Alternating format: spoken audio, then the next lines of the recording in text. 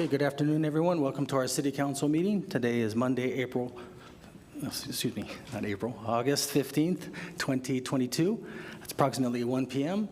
Before we have our Pledge of Allegiance, I'm going to ask you to please rise for a brief moment of silence as we reflect back on the brave men and women of the United States Armed Forces as they protect our interests around the globe, as well as the courageous men and women of Las Cruces Police Department and the Las Cruces Fire Department as they keep our city safe 24/7, 365.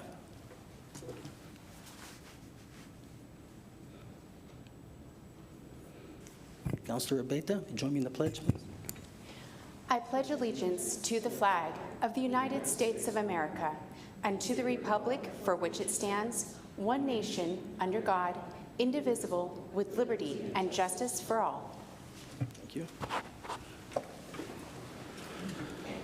Okay, now we're going to have our Pets of the Week, and Jennifer Martinez from our Communications Office will be presenting.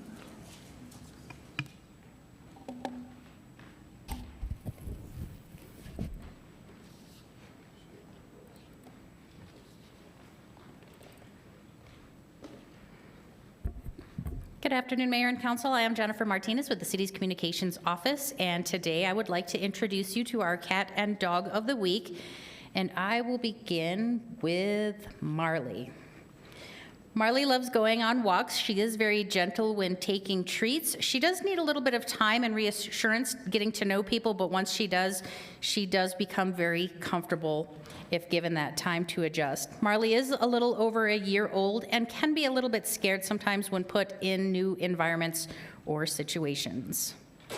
And then we have Doja. Doja is a 6-pound little thing who is about 3 years old. This little girl is just waiting for her forever family to stroll in and fall in love. She is on the quiet side and a little reserved as well. Doja has had a previous owner who made her feel very loved and very safe, but that owner has passed away. You can meet Doja or Marley by calling the Animal Services Center at 382-0018 to make an appointment to visit.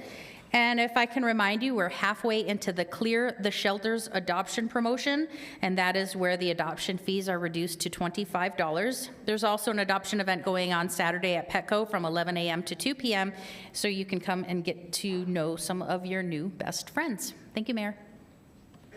Thank you, Jennifer. Okay, now we're going to have Chris Favor from Economic Development to the Jobs of the Week.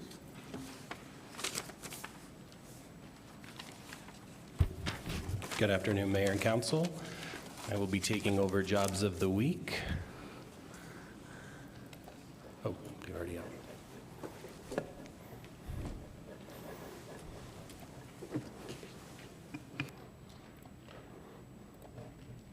Okay. MERVDA is looking for 911 call takers. They pay basically $18 an hour, and those positions close on October 10th.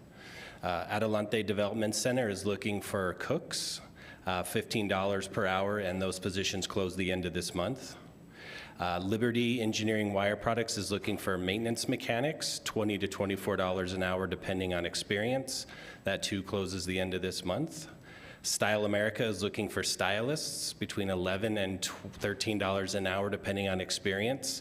That closes August 27th. And Southwest Alarm and Fire is looking for 3 alarm technicians, pay between $14 and $20 per hour depending on experience. That closes September 9th. Just as a reminder, all jobs and internships can be found at employmentnm.com or at governmentjobs.com/careers/Las Cruces. And if you're looking to get in touch with Workforce Connections, you can reach them at 575-524-6250 or in their offices at 226 South Alameda Boulevard or on their website at employnm.com. Thank you. All right, thanks, Chris. Okay, now we're going to have a presentation of proclamations, and I believe Councilor Abeta has a proclamation. There's a little button a little bit higher. There you go. Thank you. We do have one proclamation for our Monuments to Main Street Month. It is presented to William Bill Childress and anyone from that organization if you'd like to come up now.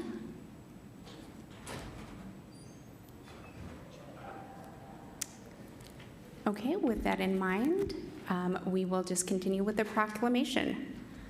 Whereas public lands ensure the ecological beauty of our community and provide a place for children and adults to connect with nature and recreate outdoors. And whereas public lands provide space for active communities that aid in the prevention of chronic diseases, provide therapeutic recreation for services for individuals with disabilities, and also improve the mental and emotional health of all citizens.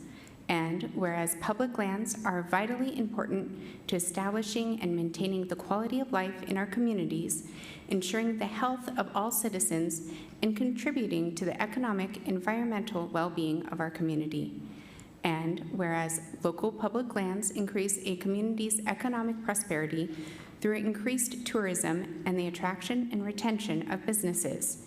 And whereas the City of Las Cruces recognizes the benefits derived from public land recreation resources. Now, therefore, we, the Mayor and City Council of the City of Las Cruces, New Mexico, do hereby proclaim the month of September 2022 as Monuments to Main Street Month, and urge the citizens of Las Cruces, New Mexico, to join in recognizing the critical roles public lands play in our city. Signed by our Mayor, Ken Miyagashima, and attested by Christina Rivera, our City Clerk. Thank you. Okay, thank you, Councilor. Mr. Childress isn't here, I guess? Okay, all right. So that takes care of that. Now we're going to go to conflict of interest statement. This is where I ask if any member of the City Council, City Manager, or any member of City staff has any known conflict of interest on any item on the agenda. None. None, Gondeta. None. None, Graham. None. Regarding 8.3, I just want to disclose I am a landlord, so just share that with you. Okay, now we're going to go to public participation. This is where members of the public can speak to council for a total of 3 minutes, 7 minutes total, 3 minutes for public participation, 4 minutes for items that are on the agenda. If you can't wait and you need to speak or say something about an item that's on the agenda, please let us know, because the council won't be able to respond to you. Normally, I start on my left.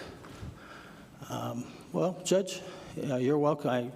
I know you've got to get back to the court, so you're welcome to just introduce yourself and share with us what you came here for. Thank you. Good afternoon. I am presiding Las Cruces Municipal Judge Joy Goldbaum.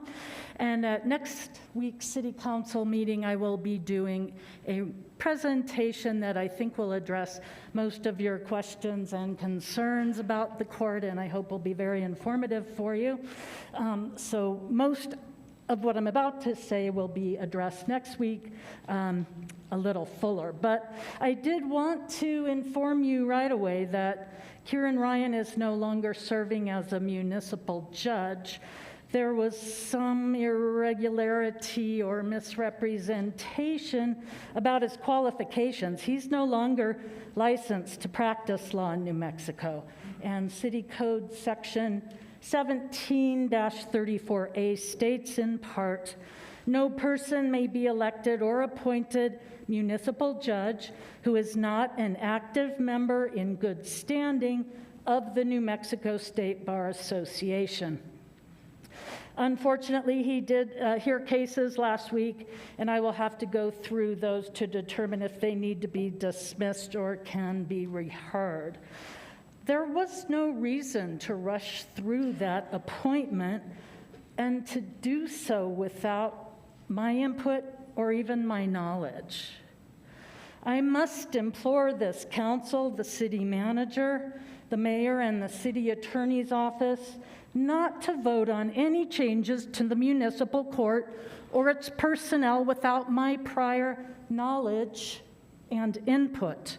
I will have more to say on this matter and others regarding the court next week, but again, until then, I insist that you take no action of any kind involving the court without my knowledge and input. And I leave you with the following statement from the city's webpage on transparency and accountability.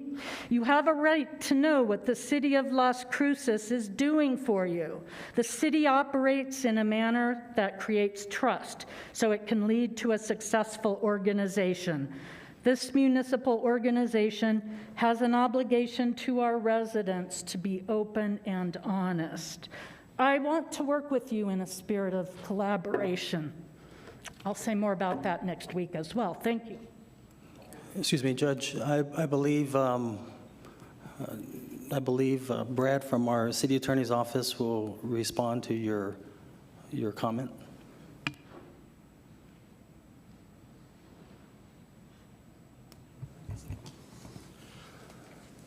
Thank you, Mayor, council members. So is it the court's position that Mr. Ryan or Judge Ryan, whichever you prefer, is not a member of the New Mexico Bar if he is on inactive status? Yes, that is our position. Ma'am, you're going to have to come to the podium if you're going to respond. We can't pick your answers up from the audience, nor do we allow members to do that. Good afternoon, Mr. Douglas. Hello, Judge. Yes, that is my Excuse me, ma'am, can you speak into the microphone, please? Okay. Yes, that is my position. All right. And this is Judge Goldbaum from the Las Cruces Municipal Court. Thank you, Judge. So I reviewed before I came in section, I believe it's 902 and its subsections that states that no one shall be elected municipal judge unless they are an active member of the bar, a licensed attorney. Now, you cited section 17-34A, is that correct? Yes, sir. And is it your understanding of that? I have not reviewed that, full disclosure, but is it your position that that ordinance states that no one shall be appointed unless they are an active member of the New Mexico Bar? Yes, sir. Okay. All right. Thank you, Judge. Thank you, Mr. Douglas. Okay, so now we're going to go ahead and begin our public participation. I usually start on my left, first row. Mr. Burunda, you have 3 minutes.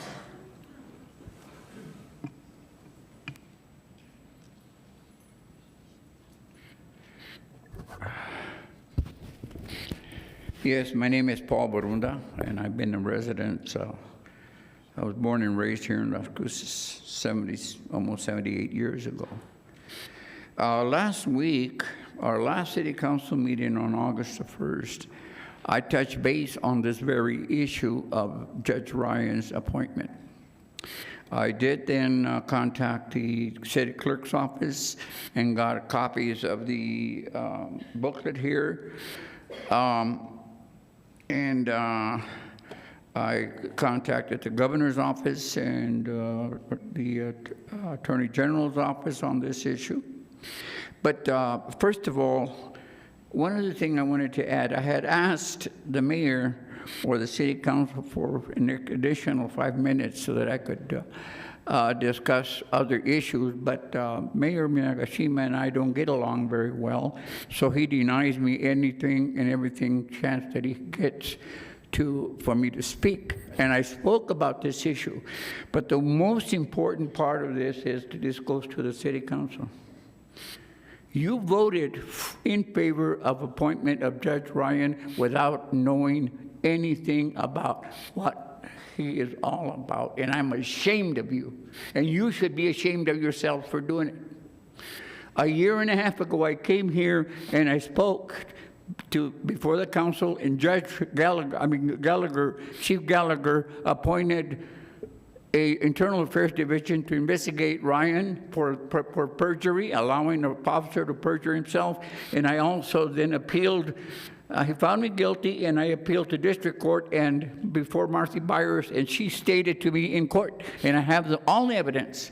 She said, as long as I'm judge here of the 3rd Judicial District Court, I will never hold a police officer accountable for perjury. That's the kind of government we have. You should be ashamed of yourself for voting for something you knew nothing about.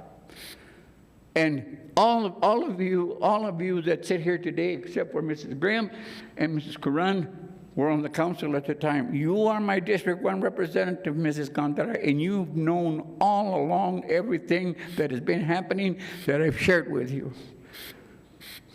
Whether you say you're helping me, I don't see any progress. Now, Mrs. Flores, you mentioned on the August 1st that the mayor was a multimillionaire. I wonder how he got that money. It's in the city council meeting, so don't look surprised. At least that's what my impression is from listening to watching the city council meeting of August the 1st. And the governor is looking at it too. And we are not, as citizens, going to vote for another governor. Thank you, Mr. Burunda. Your time is up. Without hell to pay. Thank you. Okay, so that was first row. Anyone on the second row? You really want to follow that? I think, Mr. Mayor. Yes, Councilor?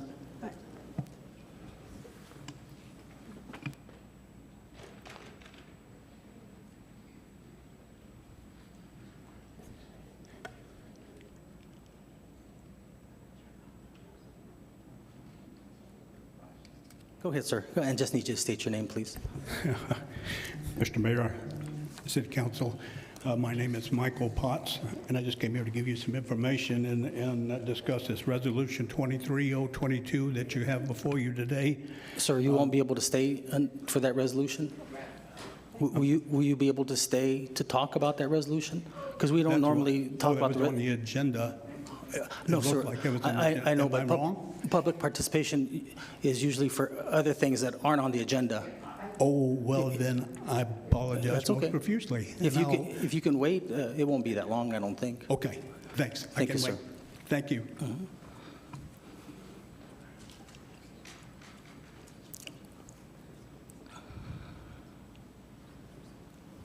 Just need you to state your name, please. Before you start the clock, Mr. Mayor, my name is Billy Lawrence. I'd like to claim all 3 minutes of my time. If there's any questions, you feel free to ask me at the end of my discussion or presentation. So starting now, again, my name's Billy Lawrence. I'm a combat veteran, U.S. Air Force vet, 23 years, 8 months, and 2 days I served, 2 tours in Iraq.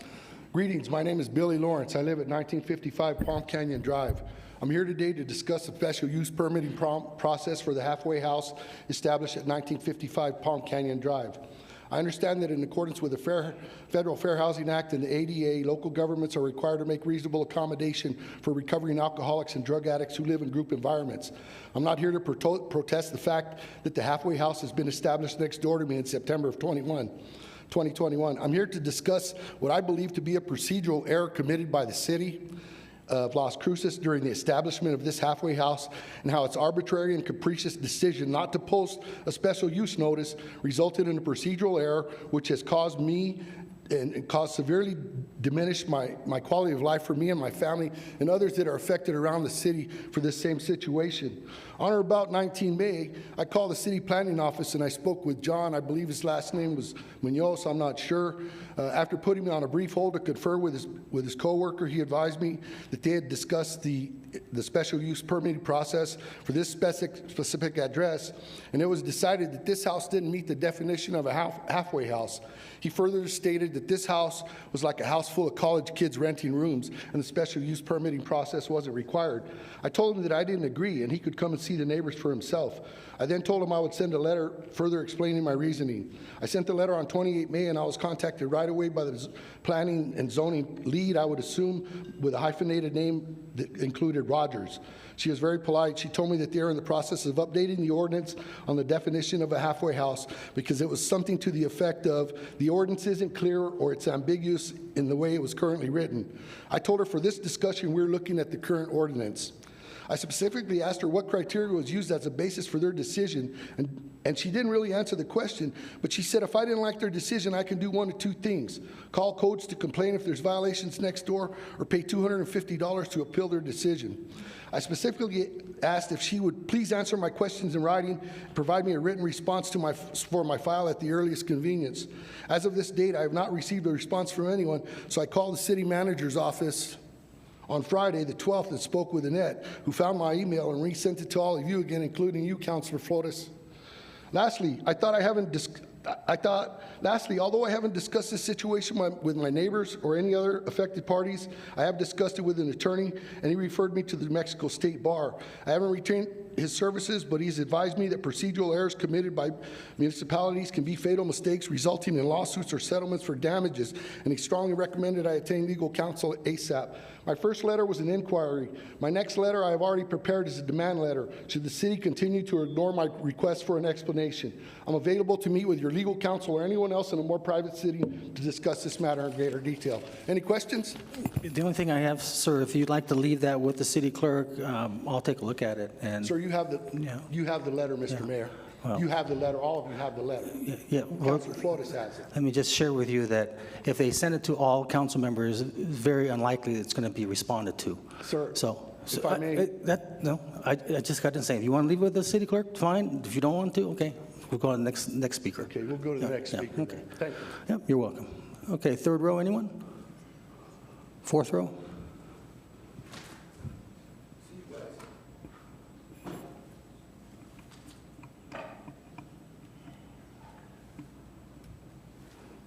There's going to be a full moon tonight. Afternoon, everybody. My name is Patrick Nolan. I serve as Executive Director with Friends of Organ Mountains Desert Peaks. I'm here to give a thank you to the City of Las Cruces. This year we are co-hosting Dangerbird. This is the yearly route of the Monumental Loop.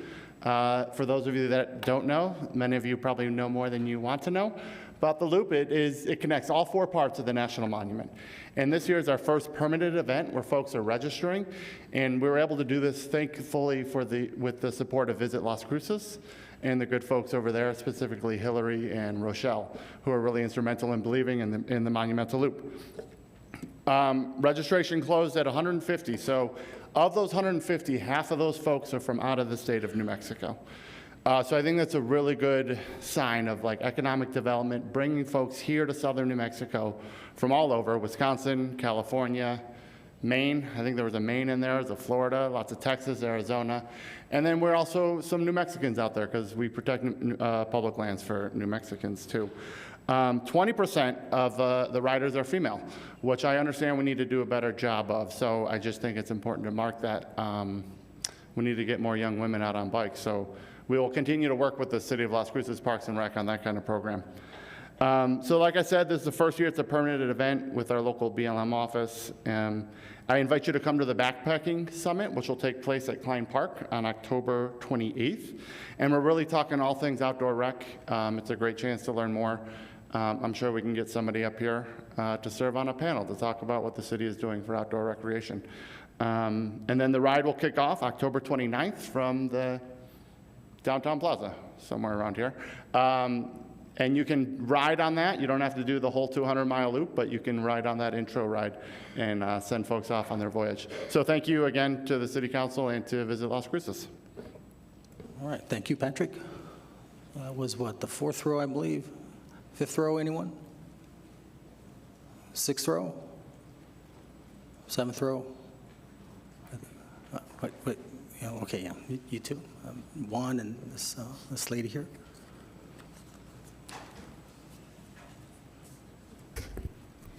I'm Juan Garcia, Mayor, councilors.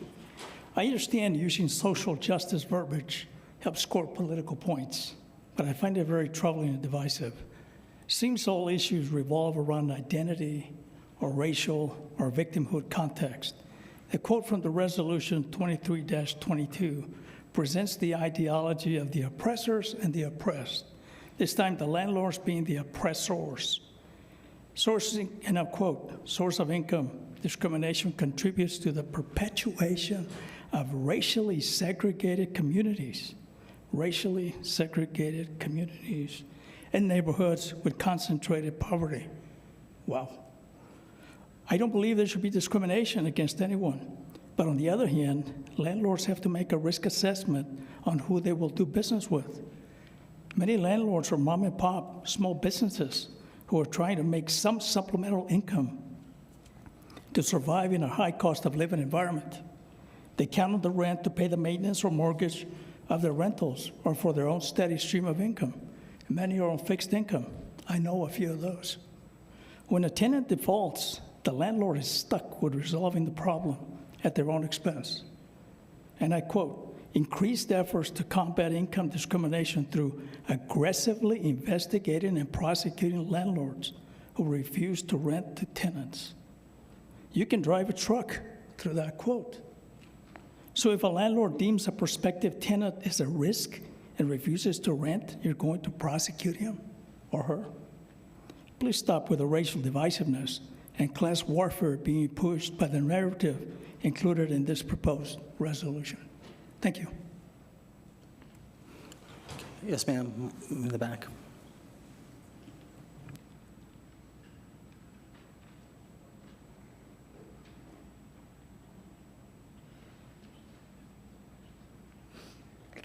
Hello, my name is Marie O'Connor. Excuse me, I struggle with public speaking.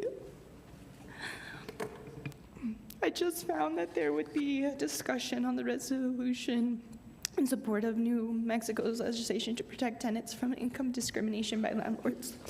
Ms. O'Connor, you can't wait until that item comes up for discussion, because this is typically used for just public participation. The reason why the other gentleman before you, he didn't specifically ask anything or identify about the resolution, he just started talking. Okay, this is my first time. I'm not sure how to go about If you can wait, it probably won't be long. It'll probably be up here in the next 30 minutes that we'll be discussing. Okay, thank you. Is that okay? Okay, thank you. All right, so that was 7th row. Anyone on the, Rick?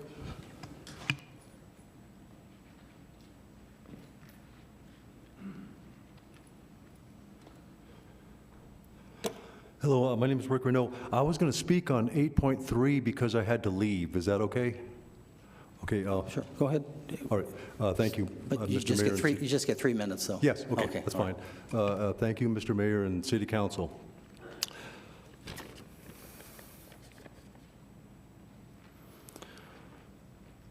Following up on Juan's remarks, I was a landlord. Me and my wife, I worked at White Sands. My wife was a teacher. We bought a house about 2008, an investment home. The payment was $2,500 a month, all interest, and we couldn't sell it. We couldn't sell it for months. Imagine 2 months going by, $5,000. We're the rich landlords that you guys are seemingly, or that the resolution that you may support, I'd advise not to support the resolution, is because you're hitting small guys. My father-in-law in Roswell, he used to own 10 houses, 5, now he owns 2. So I would say, please vote no on the resolution because you're hitting the small guys, and it does seem punitive, that law, the way it's written. So thank you. Okay, that was 7th row. Anyone on the 8th row? 9th row? Yes, sir. With your hand up.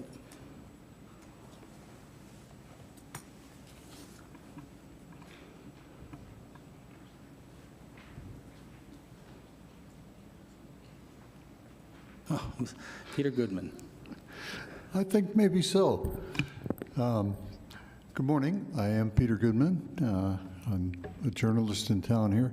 I'm not going to speak on that resolution, but I will respond to what Juan said. Hope to talk to him more on radio sometime. But in a world where a black family can get an appraisal that's $50,000 or $100,000 higher by not meeting with the appraiser and hiding all their family photos and ethnic literature,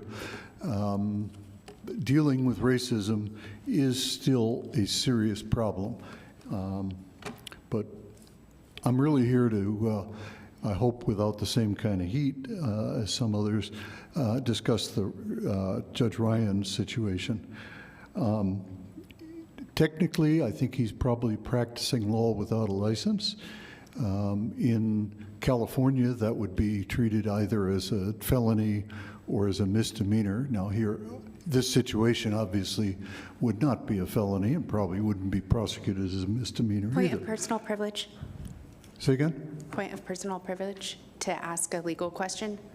Sure. Oh, yes, Councilor. Thank you. As Mr. Goodman stands as an alternate judging, is this a type of public comment that is, since he brought up potential pending litigation, okay for a employee?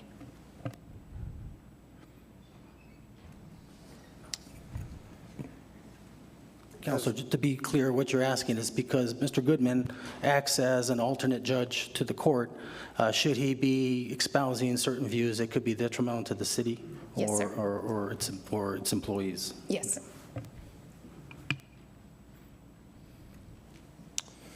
So, Mayor, council members, the situation that we have here is that a judge who was appointed, not elected, to fill a vacant seat is being subjected to public comment now, and I believe the issue that has been raised by Mr. Goodman, Judge Goodman, if you will, is whether or not a possible crime has been committed.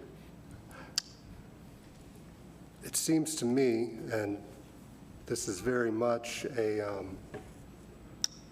new issue, that it might be something that ought better be fully investigated first, because the judge accusing, even if Judge Goodman or Mr. Goodman is not accusing, I said accused. Yeah, let me be clear, that's kind of a by the way. I don't even know if practicing law without a license is a crime here. I haven't looked that up. But I think it's pretty clear, and you practice in the municipal court, that Judge Ryan would not be allowed to defend anybody or prosecute anybody without being an active member of the bar. Pragmatically, you know that some of the defense counsel try to appeal on the basis that an alternative judge heard the case. What would they do with a guy who's not even an active member of the bar? And I don't think you'd go to court and hang your hat on the difference between elected and appointed. I mean, if you can only elect certain people, I don't think the council would ever be in a position of saying, yeah, but we're the council, so we can appoint people who don't otherwise qualify. I don't think you could say that with a straight face. I also, and I have seen an email from Judge Ryan that suggests he didn't even start the process. I don't want to criticize him. On the other hand, I would and you'll have a chance to discuss the whole municipal court situation with Judge Goldbaum in a week or so. But I would certainly have some concerns that he jumped right in. At least one of the council members is a lawyer, and I'm pretty sure if she were in this situation where she wasn't sure whether she was qualified to do something, where there might be any chance somebody would say she wasn't, she'd go to the books or call the bar. They're easy to call and question. So I would have concerns. At any rate, thank you very much, and very much like almost everything you folks do. I got a question for you, Peter. So in New Mexico, is it your understanding that the only authority that can remove a judge is the New Mexico Supreme Court? Certainly for misconduct. Exactly. Yeah. And there has to be a trial. There has to be all kinds of information done. So I just wanted to share that with you. But okay, I was just curious if you knew the answer. As far as I know, you're correct on that. Yeah, right. Thank you. Okay, so that was seventh row. Was there anybody else wishing to speak? On anyone on my left side?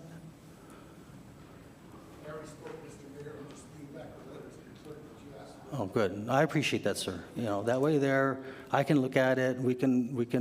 Do you have your email address on there as well? Yes, sir. Okay, good. Thank you. Okay, now I'm going to start on my right. First two rows are staff. Third row. Fourth row. Fifth row. Sixth row. Seventh. Eighth. Anyone on my right? Okay, that takes care of public participation. Now I have a closed meeting statement to read. Excuse me. As soon as I find it, here it is. Los Cruces City Council met in closed session at 11 a.m. August 1st, 2022. Following members were in attendance: Councilors Flores, Bencomo, Graham, Abeta, myself, Ken Miyagishima. Mayor Pro Tem Gondara participated via telephone. Staff present was Lisa LaRock, Sustainability Coordinator, Delilah Walsh, Director, Las Cruces Utilities, Adrienne Whitmer, Las Cruces Utilities, Jennifer Vega, City Attorney, Anastasia Stevens, Outside City Attorney or Contract Attorney, Ikani Tamalpeo, Assistant City Manager, Ifo Pili, City Manager, Leanne Demouche, Director of Financial Services, David Cedillo, Director of Public Works. Meeting adjourned at 12:25 p.m. For the record, Las Cruces City Council met in closed session, only discussed those limited items as stated in the posted notice, which was, 1, to discuss pending or threatened litigation regarding the New Mexico Public Regulation Commission, case number 21-00269-UT, in the matter of the application of El Paso Electric for approval of grid modernization project to implement an advanced metering system, which is closed pursuant to NMSA 1978, Section 10-15-1H, number 7.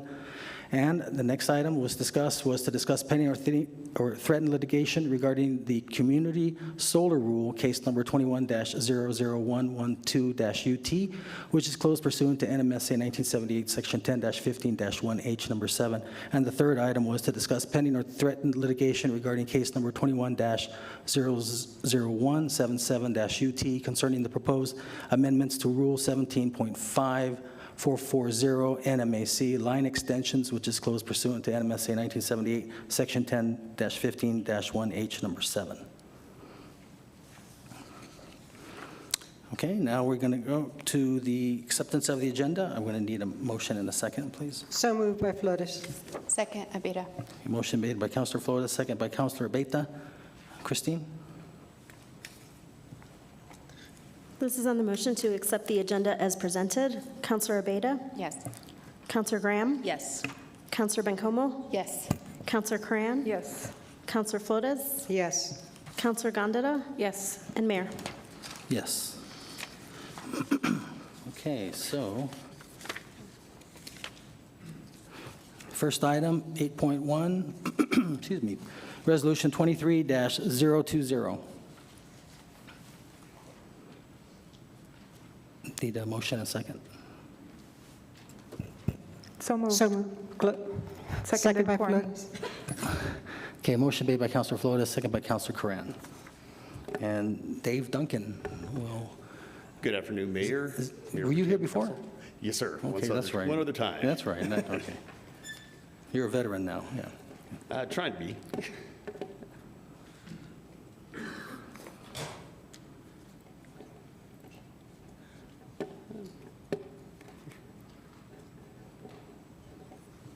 Can't get it to go full screen for me. There we go. All right, good afternoon, Mayor, councilors. I'm here to present today two engineering, on-call engineering agreements that we put out an RFP for. These are going to be for on-call electrical engineering services.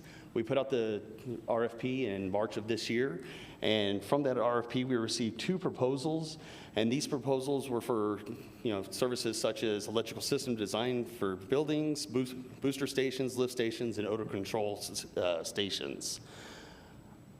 The Select Advisory Committee did review the proposals, and they recommended that we award both contracts to both firms, one of which is Bohannon and Houston, and the other is Moles and Corbin, both of Las Cruces. And both of these agreements will be up to 4 years, based on approved budget appropriations, and they'll be $500,000 apiece. Now, these are only used for already approved budgeted projects, so it's that's all it can be used for. So the $500,000 cap is just for contractual purposes, even though all the projects they'll be used on are already approved. And these are your options, and I'll stand for questions. Thanks, Dave. Questions? Members of the public? I'm seeing none. Christine? This is on the motion to approve Resolution 23-020. Councilor Abeda? Yes. Councilor Graham? Yes. Councilor Bencomo? Yes. Councilor Corran? Yes. Councilor Flores? Yes. Councilor Gondeta? Yes. Mayor? Yes. Okay, item 8.2, Resolution 23-021. Need a motion, a second. So moved, Abita. Second, Gondeta. Motion made by Councilor Abeta, second by Mayor Pro Tem Gondeta. And Natalie Green will be discussing. Good afternoon, Mr. Mayor, members of council. Natalie Green with Economic Development for the record. The resolution before you is the adoption of the Mesilla Valley Community Hope Master Plan. Just a little background, in 2021, the city hired Hewitt Zollers in conjunction with ARC and real estate advisors to conduct a master plan of the Mesilla Valley Community of Hope campus. Its purpose was to assist the city and the alliance agencies in planning for the future campus needs and assess the current conditions and the management relationship between the city and the 5 alliance agencies. The campus is located at 999 West Amador. The master plan evaluated 2 distinct phases. The first was to understand the current program needs, demands, and future plans of each of the alliance agencies. And the second was to assess the management structure, the entity relationships, and the structure of the campus operations.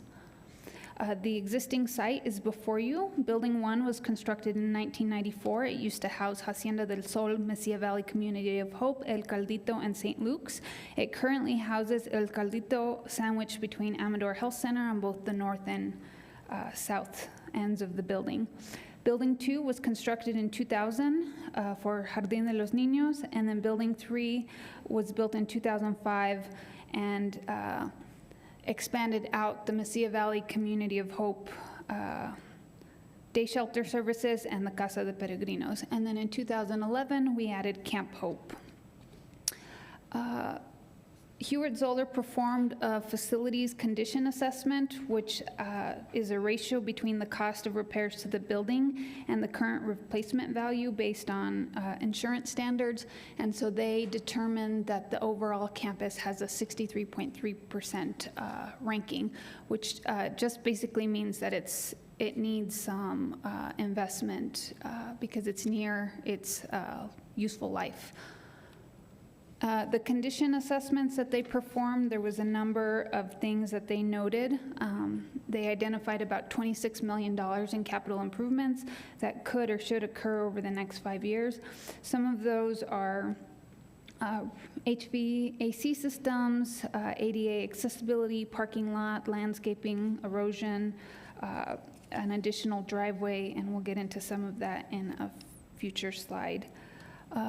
Real estate advisors did do an assessment. They did a review of how the physical buildings are being used and managed by the nonprofits, and they also did an assessment of their resources and our resources, and then provided some recommendations on future decision making.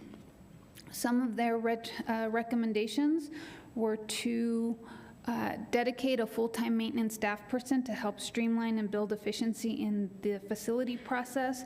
So a single point of contact that was familiar with the campus and the lease responsibilities could handle the day-to-day maintenance and repair and coordinate work orders, not only with our staff, but with outside vendors. They recommended a standardized process for the quarterly anti-donation log submissions and maintenance submissions. Again, with staff transitions and changes within the organization, a standardized process is always beneficial. They recommended that we amend both the master lease and its respective subleases to account for changes that are occurring on the campus.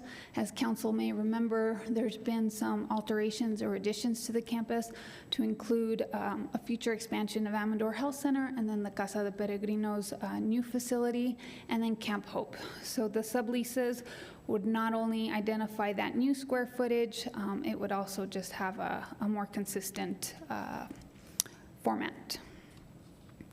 This is the conceptual site that they provided to us. Again, this is just an ultimate build out of the site, what it would look like. It creates an additional access road. It relocates the El Caldito soup kitchen, which would allow the full expansion of Amador Health in Building 1. It creates a shared storage.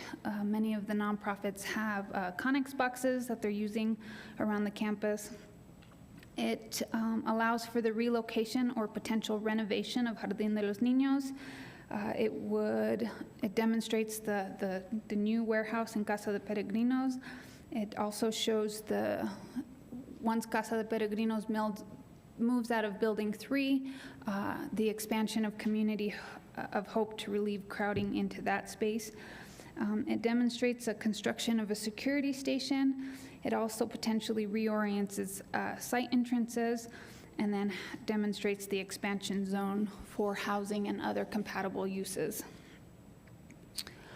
In terms of next steps, we are recommending that we amend the master lease to include the new square footage and the new parcels of land that are acquired. Part of that would also include an amendment to the planned unit development, the PUD, the zoning. So many of the parcels are either industrial, residential, or have the PUD designation. So we would just like one consistent zoning. We would also like to do a survey and a replat of the campus as part of that PUD. We would evaluate with the nonprofits to prioritize and pursue capital improvements based on the master plan. We are also exploring some additional land acquisition opportunities, and then we would evaluate and implement the other recommendations within the master plan. And with that, I'll stand for questions, and there's staff from the respective nonprofits and facilities and land management if you have any additional questions. Thank you, Natalie. Mayor Pro Tem, and then Councilor Graham. Thank you, Mayor. Thank you, Natalie, for the presentation.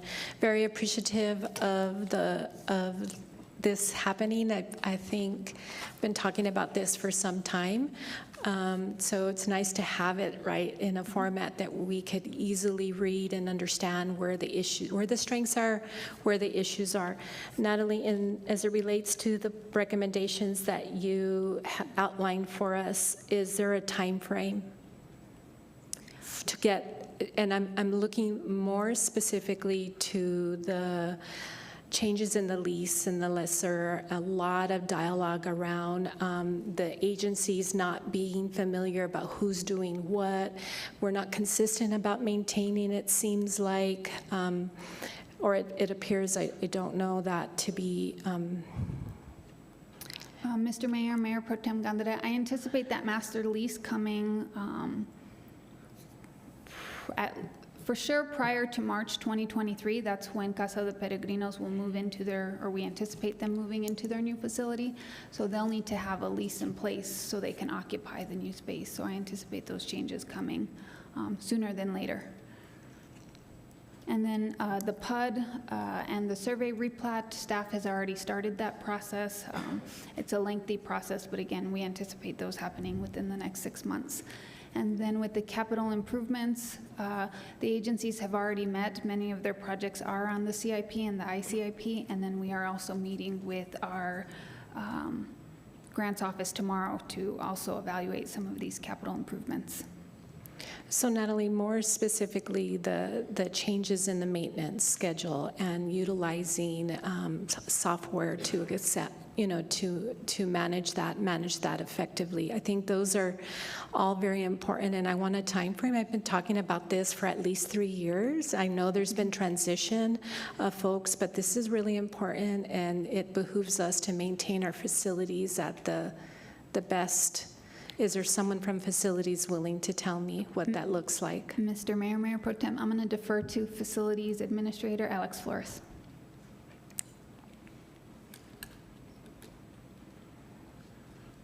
Mr. Mayor, Mayor Pro Tem, good afternoon. My name is Alex Flores. This is actually my first time talking to you as a new welcome, Alex. Facilities Management Administrator. Currently, we have been working to get maintenance schedules, not only for this facility, but for all of them. Facilities here at the city. Especially on this one, we're still in the transition, hearing new issues coming up, trying to resolve those. But as far as getting a schedule, it's going to take a little bit for me to get to know, what's been going on. But hopefully within the next couple months, we should be able to at least get something going, and hopefully start getting those on the CIP so they can later on receive funding to upgrade those systems that really need the upgrades. Thank you, Alex, for that.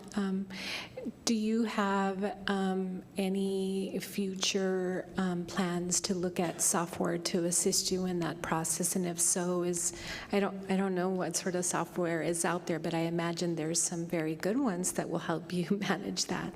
And so a couple or 3 months to sort of manage that and come back with an estimate if it's more than, I'm sure it's going to be pricey to purchase. And Mr. Mayor and Mayor Pro Tem, we currently do have the existing software that we use that do have that capability.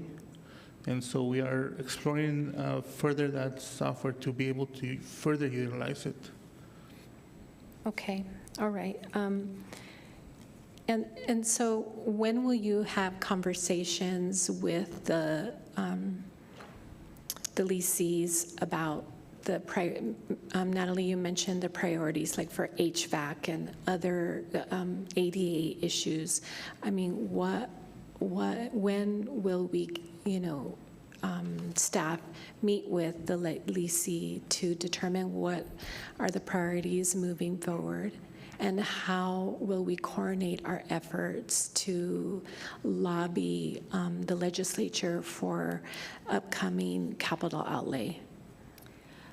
Mr. Mayor, Mayor Pro Tem, the city meets with each of the nonprofits every year as part of the capital improvement process. Many of the projects already identified on this list are on our ICIP list, and then some of them are actually moving forward, as you'll see in a further resolution. As part of the master plan, our hope is that we will collaborate with the nonprofits to do some of those shared activities like repaving the parking lot, some of them that aren't necessarily agency specific, but we do coordinate with them on an annual basis to review their projects and then overall campus projects. Okay, thank you. And then my questions are more specific to Jardín de los Niños.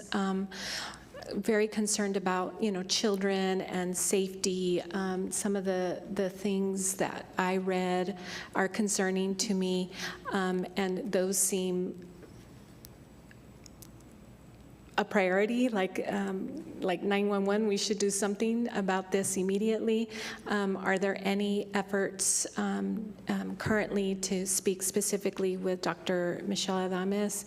And would it behoove us to look at relocation completely out of that area? And what are the thoughts around that? Mr. Mayor, Mayor Pro Tem Gandara, we are looking at two specific options. One is to reorient the entrance, and it would have its own space away from the other campus activities, although the ideal opportunity is in this square to do a potential new building as a further a resolution two steps from now. I can discuss an opportunity that we have to partner with a developer who would then be able to do the daycare facility and a housing complex. Mm-hmm. And so we are in discussions with them, but I'll also defer to Michelle if she wants to say anything.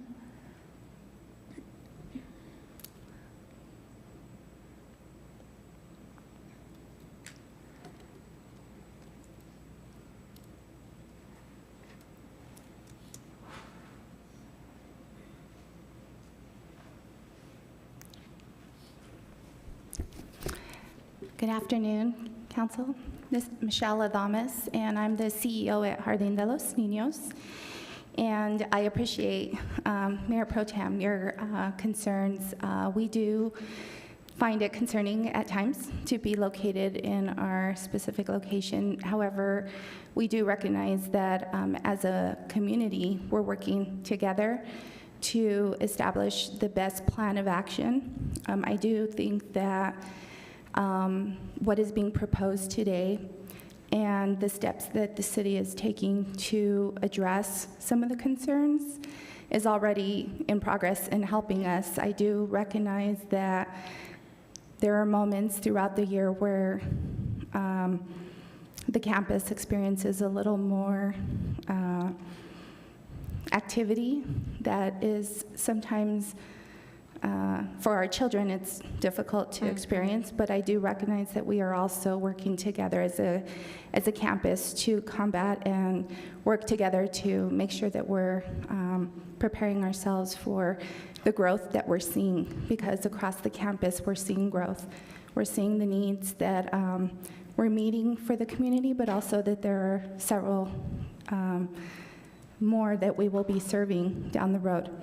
And so I do think that we are already making great strides, and I'm really hopeful that we can work together as a community to really look at what the best plan of action is for not only Hardin, because I do think that we are definitely in need of a larger building to be able to serve more children, but also recognizing that all of our entire campus is serving more individuals each month. And so our growth is, with growth comes, other things on our campus. I do want to commend Natalie and her team, because they have actually spent a lot of time meeting with us. They understand our needs, and they actually listen to the needs that we have. And I commend all of you, because I know many of you have also sat down and listened to some of the concerns that we have, some of the needs that we experience. Ideally, a new building where we can expand would benefit our community. Hardin could benefit more families if we had a larger setting, but that's probably going to be a few years down the road. So whatever we can do as a community to mitigate some of the immediate concerns that we have, I think could really benefit us. Thank you, Dr. Adames. And with that said, can you talk to me more of what the priority? It talked about fencing, security, things of that sort of shielding the children from some of those crises that occur with our unhoused neighbors. Is that the dialogue that you're having very specifically to kind of tie you over into the new building? We haven't specifically talked about some of those. That dialogue has not specifically come up, but we've talked about looking at maybe how we can utilize our back area, I think it's the south side of the building, to really, benefit from some of that space that's not being utilized. Is that the playground, where the playground is? It's actually behind our, we have like an outdoor space. Yes. And there is just an unpaved area that could potentially, expand some space for us. But we've had many discussions of various options. Because we are landlocked, we don't really have a lot of space behind us to build out. So that might be challenging. Sure. I appreciate that. I just think as we continue to provide a safe space for our children, that for me is number one priority, is addressing the safety and the security with fencing and cameras. I know I've read a lot. I read it all, so made a lot of notes here, and I'll leave it to you, Dr. Adames, to have those conversations with Natalie.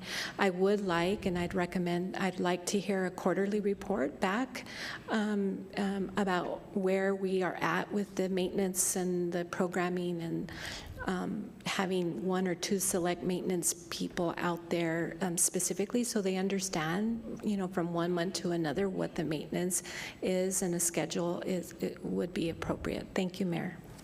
Thank you. Thank you. We have Councilor Graham and then Councilor Flores. Thank you, Mayor. Thank you, Natalie, and everyone who put so much work into bringing this master plan before us and presenting.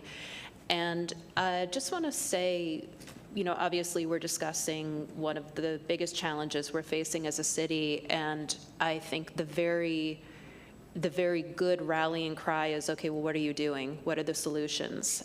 Here are some of the solutions that work, and here are some of the solutions in the making.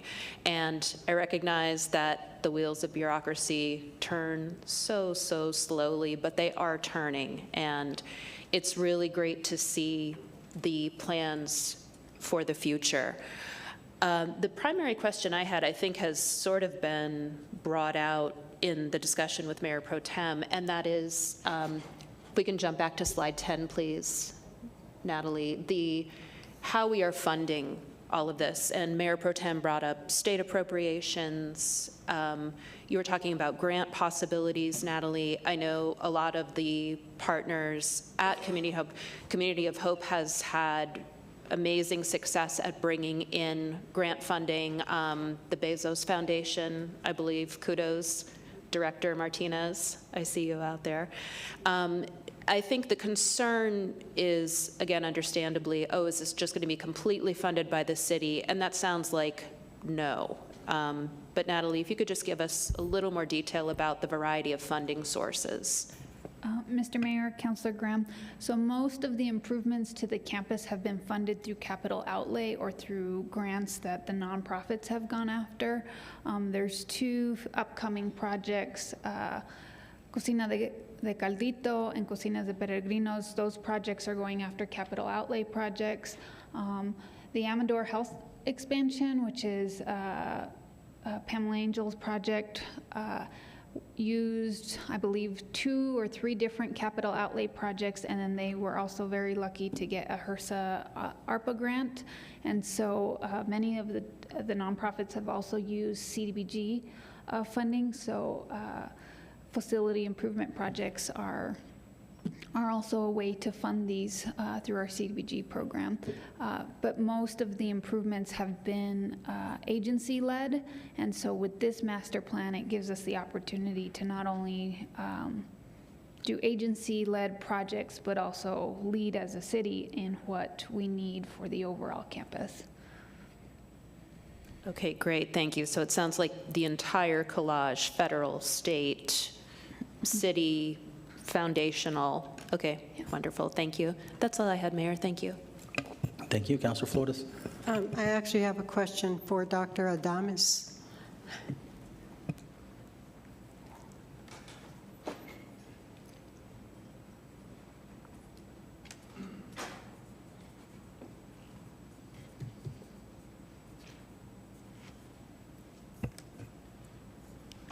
First of all, thank you very much, Dr. Adames, for the wonderful work you do for our children.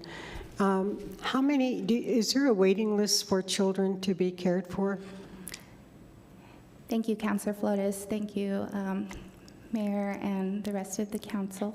Yes, at the moment, unfortunately, we are at full capacity. So what that means is we do have children that are on a wait list, and we serve them at this moment various programming that is not necessarily within the building. So if we have programs that, for example, our anti-hunger and wellness program, that is a program where we send food boxes to our children and their families. That's a program that we can serve children that are not necessarily on site. Our infant mental health program, we try to work in collaboration with our partners at FYI Plus to provide telehealth for some of those children. But in the actual building, because we are a 5-star early childhood program, our teacher-to-child ratio is smaller, so we need more classrooms for smaller ratios. So essentially, because of that, we are at full capacity and unable to serve. In particular, we have a huge need for our 3-year-olds. We are one of few early pre-K programs within a 10-mile radius of Community of Hope campus. So therefore, we have a large need to fill that particular age group in servicing those children. How many children do you have? So our classroom allows for us to have 8 children in that classroom, and we have about a classroom and a half, so about a little over 10 children on the wait list at the moment. How many children do you have? In the entire program? Yes. We have enrolled, and of course, because of the high mobility, it's a snapshot, but enrolled as of, I believe last week, we had about 60 children. 60? You had 60 children. It's not a very big space. I've been there several times. But thank you so much, Dr. Adames. I did have another question. So the children, you say there's high mobility. What do you mean by that? What do you mean by that? So a family could be enrolled in our program for approximately 3 months, and then they might not be there for a month and a half. They may come back. We may get new families in. So the snapshot is usually on a monthly basis because we do have children whose families might be under high mobility circumstances where they might be living, they may fall under our near homeless designation where they may be with us at one point, and then they may move outside county limits. They might be living in Hatch, they might come back to Las Cruces proper.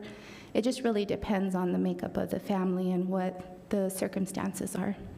Do you do any follow-up, or are you able to do any follow-up with the children who are high mobility? We do, and we often reach out to the families to see if and when they're ready to come back, or if we can help them to find another location that's closer to wherever they might be residing. So if a family does leave and disenroll from Jardín, and maybe they end up in Chaparral or in Hatch, then we'll work with our partners to try to support them so that they're not left without childcare and early learning opportunities. Given that you're one of the few mental health providers, actually, for children in the state in the child care setting, do you work with the entire family? So our infant mental health program does focus on the entire family. We do partner with our community partners such as Amador Health Center, FYI Plus, who we actually contract all of our therapists through, and they actually provide the services in-house at Jardín or at FYI Plus or via telehealth. Great. Well, I just have to thank you from the bottom of my heart for doing this wonderful service, and and it's open to different strata, socioeconomic strata of our population. Absolutely. Yes. Our 0 to 3 program is primarily children and families who are in the extremely low poverty level. Our early pre-K and pre-K program is open to all children because it is through our funding comes through New Mexico Pre-K. And then our school-age classroom is going to be children from K through 12 grades. And those children are often families that can receive the Early Childhood Education and Care Department's subsidy program, as well as we support them through all of our other programming that's available. And how old is the youngest, or are the youngest? What is the age span? So our licensing allows us to serve children from the ages of 6 weeks to 10 years on site. Great. Thank you so much again, Thank you. Dr. Adames. Thank Good you. to see you. Thank you. Thank you, Mr. Mayor. Thank you. Councilor Bencomo. Thanks, Mayor. Thank you so much, Natalie. And obviously, I want to extend a huge gratitude to all the agencies on the campus for all of the work that you do. It's incredible, and we're very lucky to have you in our community. I just have a couple questions, Natalie. One, mostly under Jardín de los Niños, there are some condition and concerns that were listed out that I feel like are not necessarily these big ticket items, right? Things that are going to take a lot of time, huge infrastructure needs. There are things like HVAC controls are problematic, and it's unclear which thermostats control which building. Some trees need landscaped so they are hazardous to the children. There's some leaks, right? Like there's some things that I feel like are more minor, even though I'm sure they don't feel minor to the staff. Is there a plan to address those soon, quickly? Mr. Mayor, Councilor Bencomo, some of those issues are already being addressed. I'm not sure if Public Works wants to speak to any of those, but I know that HVAC controls, they've been going out regularly and working with Johnson Controls to fix that stuff. As part of the licensing requirements that Dr. Adames has, she regularly reports some of the issues, so we make sure that we're very responsive, especially when those licensing visits are going to come out. But we'll continue to work with them on those. Our facilities and project management staff does meet with the Alliance agencies every other month, and so we go over some of those issues, and we'll make sure that that's being reported back to you all. Okay, great. Thank you for that. I imagine if Johnson Control keeps their facilities as cold as this one, that they're all freezing. So, and then just lastly, my other question, Natalie, is have the nonprofits on campus, is there sort of a consensus around priorities and what should be sort of going after first? What's like the top of the list, and then sort of, I know it's all important, but I'm curious if there's been those discussions. Mr. Mayor, Councilor Bencomo, as part of the CIP process, they do have to prioritize their CIP projects and let us know every year which one are their top priorities. And so they do, on the alternate months that they don't meet with city staff, they meet with each other. And so I do know that they have regular Alliance meetings and go over some of those items. Okay. Thank you, Natalie. I appreciate it. And thanks to all of you that are here from the staff. I'm looking forward to my visit tomorrow at the Amador Health Center. Okay, thank you. No further comments from council. How about members of the public? Do they have any questions? Lorenzo, you want to come forward, please?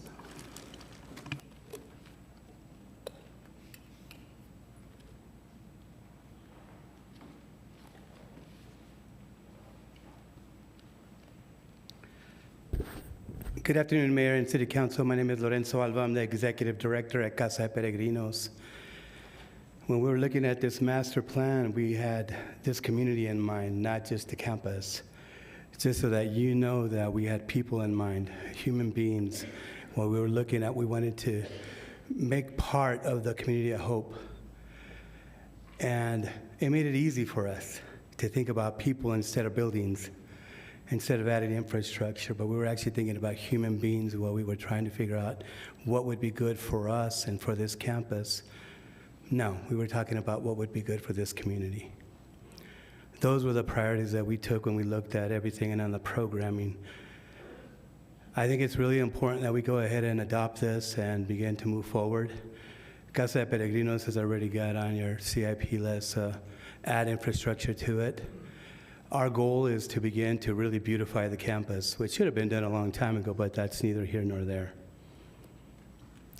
You know, some decisions that were made in the past aren't important anymore, but this one is super important. You can take full advantage of all the hard work of NGOs that are right there on the campus, really trying to support this community at the very heart of the problem here, which is poverty. You've already made decisions internally on how you want to begin to eradicate this issue in our community. Not an easy thing to take on, but it does begin in a community like this. It begins locally. We start doing the work locally, other leaders will take notice, like state leaders and the delegation in Washington, and other communities will take note. But it has to begin here, and you began that work already. You've entrusted us with some pretty important responsibilities, and I think we've all really come through for you, above and beyond everything. We are definitely the best bang for your buck on what you're getting out of us. It's important to us that we move forward on this plan just because we all are excited about the work we can do. We know that this isn't a Casa de Peregrinos project or a Community of Hope project or a Jardín de los Niños project. This is a community project, City de las Cruces project. It's to serve the entire community. Only good things will come out of this, and then you may not see the immediate picture, but in the long run, we're going to be a better city for it, improving the quality of life for our citizens here and for the people of this community, more importantly. I do want to thank you for allowing me to speak in support of the master plan. It took a lot of work on behalf of all of us, and we made some pretty important decisions, and we're beginning to move forward on some of those things. Thank you so much, and if you have any questions for me, I'm glad to answer them.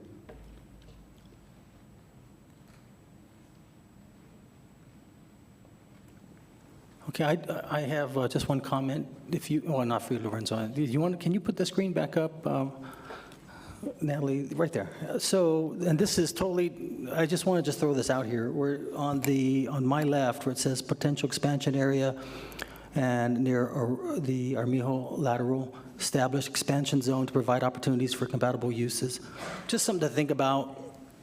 You know, sometimes, it's so hard to judge our weather nowadays that I don't know if we've even looked at getting one of those, when it gets extremely cold. I remember there was a time when it got extremely cold here, and we were scrambling to help those in need to provide some type of shelter. But I wonder if we could take a look at one of those Alaska structure type tents, if we need to, just during that particular time, to provide some shelter for our homeless who are out on the street.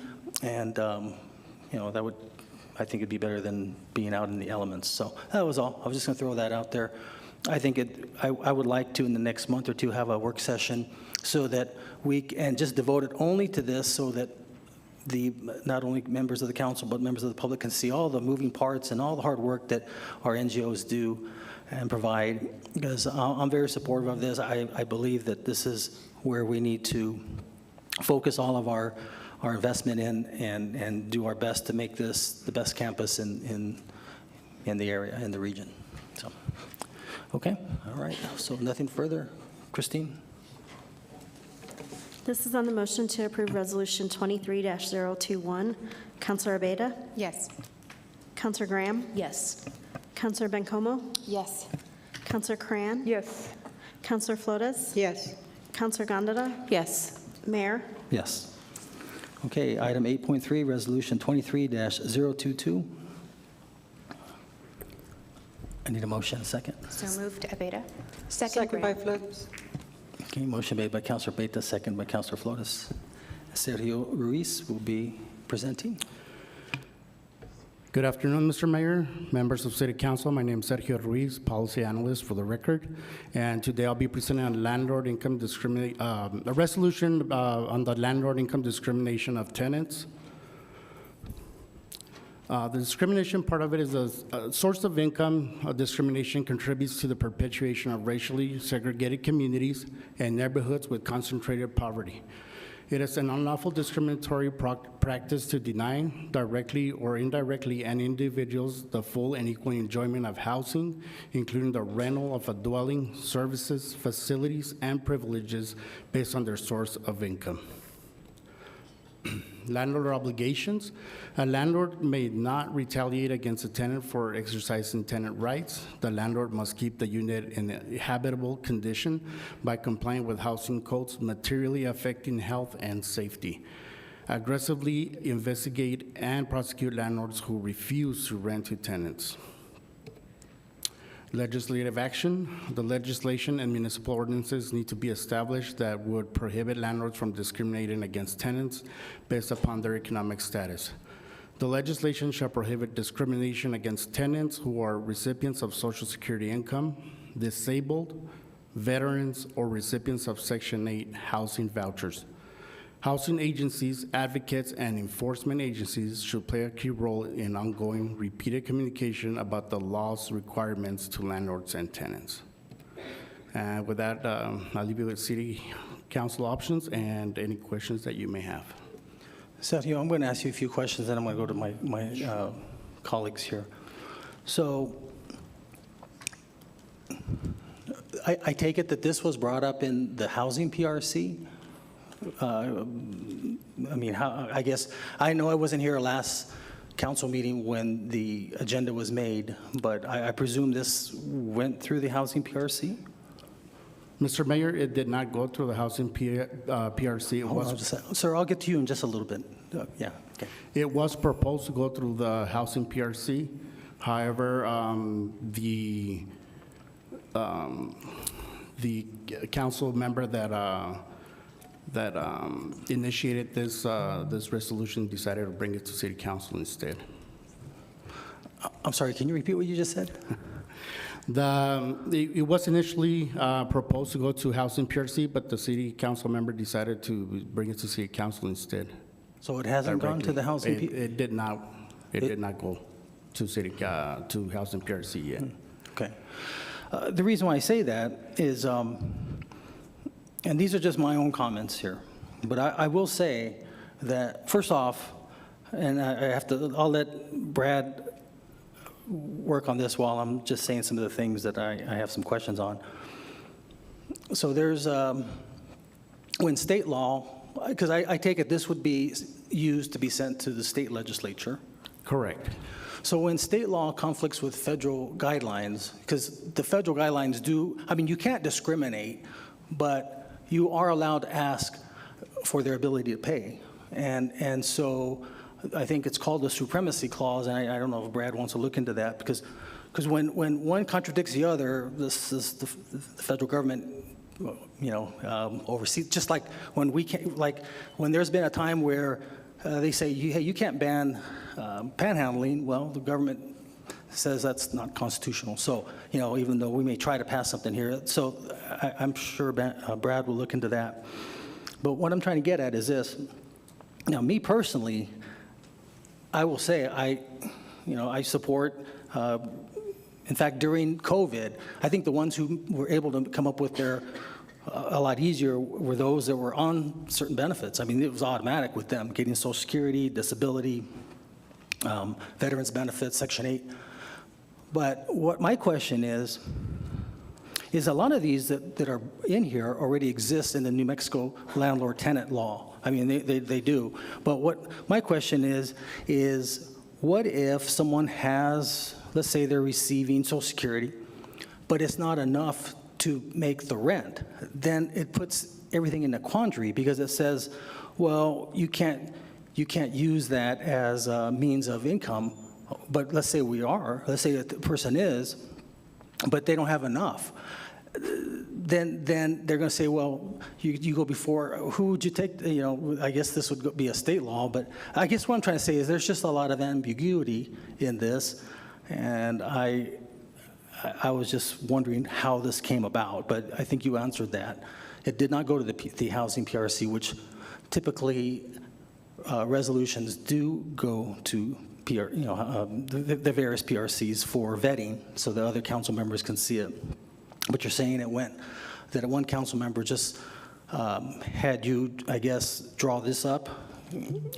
They had, Mr. Mayor, they had me work on this, do some research on the topic, and bring it to you now today. All right. I appreciate that. I think this is something where I'll let my colleagues make their comments, and then members of the public. But I understand the intent, but I think it's also important that it be vetted properly, and a lot of these things, I don't think they mesh well. So anyways, I'll just let my colleagues speak. Councilor Flores? Thank you. Thank you, Mayor, and thank you, Mr. Ruiz, for presenting this. I believe that having a resolution like this go up to the state legislature would advance the concept, or I should say the practice, of landlords discriminating against people who are recipients of benefits, because that does exist. And it would really be up to the state legislature to enact this. And while it's true that the Federal Housing Act protects buyers and renters of housing from discrimination,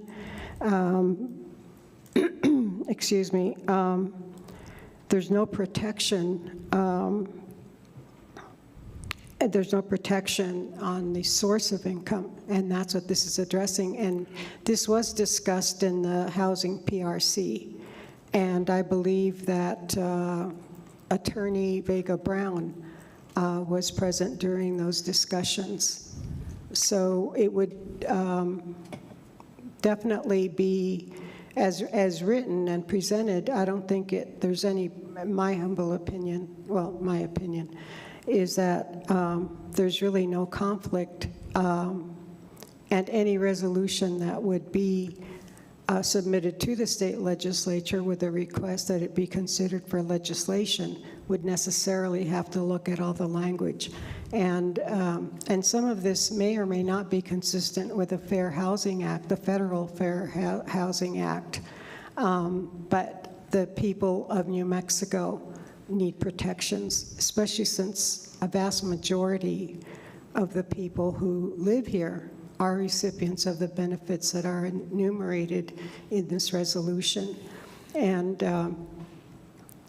perhaps Brad, our acting city attorney, can comment on that, but I really don't see how this would be in any way premature. And I think this is really quite clear that legislation and municipal ordinances need to be established that would prohibit landlords from discriminating against tenants based upon their economic status. And that's the gist of it. Mr. Attorney, thank you. Thank you. Mr. Mayor, Council, if I may, to address a few of the things that have been spoken about with regard to federal law and state law or municipal law that we deal with. The mayor is correct in one sense, certainly, that anytime there is a federal statute and a state statute directly on point that conflict with one another, the Supremacy Clause would take effect, and the federal statute would preempt that state law, as you know, Counselor. However, in the case of protected class is no small deal to create a new protected class, and I know that the council is aware of that and is considering that. With regard to creating a new protected class, as Councilor Flores has eloquently stated already, what we would be doing here today would be a resolution. It would be up to our state legislature and their staff attorneys to review the legality of a new protected class. And it's my understanding, correct me if I'm wrong, that the resolution as it currently stands, if it were adopted by our legislature without any changes, would not necessarily make economic status a protected class, but rather more narrowly, sources of income could not be discriminated against, such as child support, alimony, a Section 8 voucher, veterans benefits, and so on. Is that correct, Counselor? You're absolutely correct. Thank you, Brad. Thank you. And thank you, Brad, for that. And Councilor Flores, what I was trying to get to be more specific is how would this be handled if, let's say, a recipient receives $1,250 a month from Social Security, but rent is $1,000 a month? I understand your question, Mr. Mayor, but that isn't the question. That isn't what is the solution here. It's a question of someone receiving, say, whatever amount a person receives on Social Security, or any other, maybe a veteran. It would be a question of the landlord specifically saying, I need to see a paycheck. I need to see how you're paying me. That's the intent, and that's the purpose of this resolution. Because what happens is that, this is what happens. What happens is that a landlord may just decide that, or landlord, landlady, may decide that they really don't want a certain kind of people. They don't want those people. And they can arbitrarily say, I'm not going to accept, and they have. And this has been discussed in our Policy Review Committee on Housing, that the minute they learn that the source of income is Social Security or disability, Social Security, disability, or retirement income, they deny that person irrespective of the amount of the rent. So I think that someone who has a source of income that has been stated here would not try to rent a house or an apartment that is above their income level.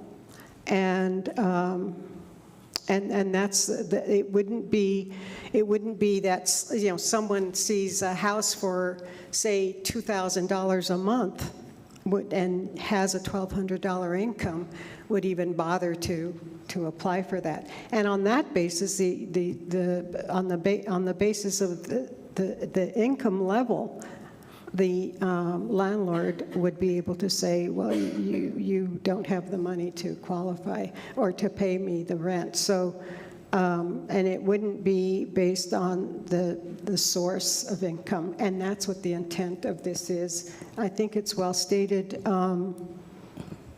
Did I make that clear? No, I'm sorry. If you let me finish my example. Oh. So that's okay. So let's say. I thought you said it before. Mayor, may I Thank you.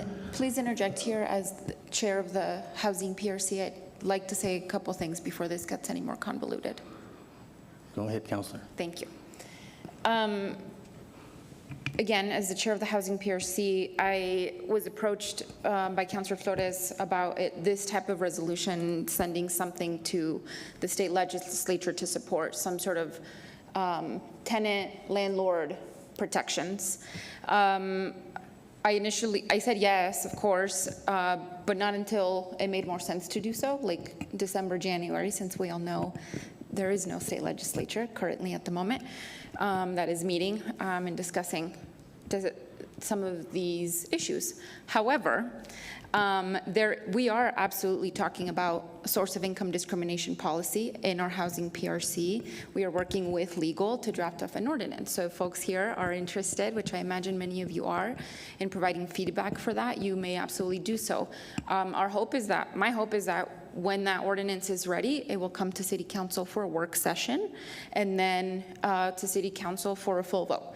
Now, the City of Albuquerque just did this. The City of Santa Fe is considering doing this as well. And so this isn't out of the realm of possibility. And I think it's important that we recognize that resolutions like this, the truth is they have no teeth, right? They're symbolic in many ways in telling the state legislature how they should vote or not vote, which we have done in the past. And so I just wanted to clarify that, Mayor, that there will be an opportunity soon for the entire council to discuss what this means, a lot of the questions that you are asking, hopefully by experts in the field, in a work session. That is the process we are moving through for an actual ordinance that's moving through the PRC and not this resolution.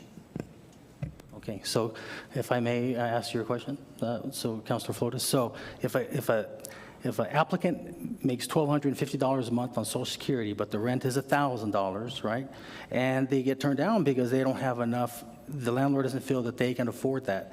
Then they come to you and say, you know what, I just got discriminated because they don't want to, I make more than what the rent is. How are we going to handle that? Well, first of all, someone wouldn't come to me, but if they were to let's come. just say they did. If someone who's denied. They're going to say, because you voted for that, so I figured you know. Well, that's, with all due respect, Mr. Mayor, I don't think that, I know what you're trying to get at, as you say. This is what I'm trying to, your words are always, this is what I'm trying to get at. What I've stated is that someone who is, say, getting a $1,200 check from Social Security Disability or other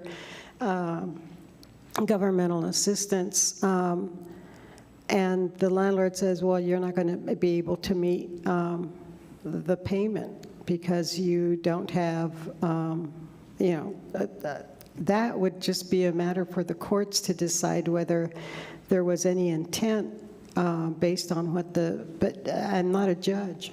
And it's possible that a court would say exactly what I think the point you're trying to make or trying to get at, as you say. that a judge would say, well, yes, you have $1,200, the rent is $1,000. How are you going to pay for the utilities and renter's insurance, and that's, food and all that sort of stuff. So it would be a fine line, without a doubt, and it would be something that would have to be weighed by the trier of fact. But just generally, I think having this kind of language either in a resolution to go to the state legislature to entertain or to consider this sort of a statute. There aren't protections today as we know them, and that would be up to the state legislature to design it. And then, as Councilor Bencomo has stated, we have been working, in fact, we've been working on this since I first joined the City Council back in 2017, and this is 2022. So as Councilor Graham stated, the wheels of government turn slowly, and while it may be symbolic, it's definitely something that's very, very important, and I just can't, we'd have to, and so this is very important, and I think that this is the first step in the right direction, and we'll come up with hopefully an ordinance before I leave City Council in 3.5 years. I'm not counting, but less than 3.5 years. So thank you again, Mr. Ruiz, for putting this together. I appreciate it very much, and thank you, Mr. Mayor. I will say I find it incredulous that no one counts. I mean, that is, you couldn't get asked for anything better. It's automatic. Social Security payments or disability insurance payments, disability payments, that's automatic. Section 8, it's automatic. I find that incredulous that a landlord would say, I'm not going to count that. You want that. That's what, you can't decide if the person doesn't have a job the next month. But if you have this automatically coming in, I think it could have been a select few that may have happened to regardless. But anyways, I appreciate your comments. Mr. Mayor, with all due respect, the practice is prevalent. And we have studied this, approached this for at least my tenure of, over 4 years on City Council, 5 years. So it does happen. And we need people because again, the recipients of those vouchers and Social Security income, disabled veterans, there's discrimination out there. And as we all know or should know, the majority of our veterans who have been disabled and all that are minorities. I mean, I know very well that most of the combat, the frontliners as they're called in Vietnam, the majority were blacks and Mexicans, or excuse me, Latinos, so, or, of Hispanic origin. So I just want to say that it's been I think that we can go on and on, but thank you. So is it fair to say you have testimony from people who came to the PRC committees, and you have the list of some names? We didn't have testimony, Your Honor.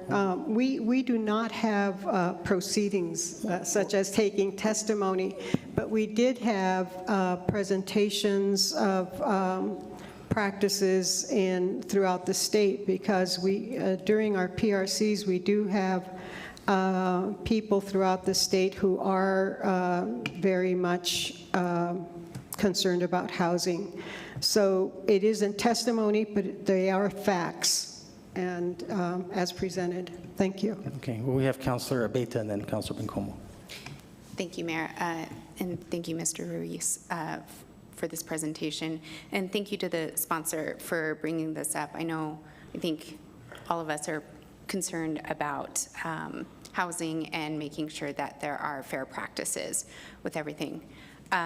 I was not aware that this hadn't gone through a PRC. I know that we've been trying to kind of work with this new system and the new function with the PRCs with that. So I do understand resolutions are mostly symbolic. You know, we are advocating here and calling for our legislature to look and develop these reform laws.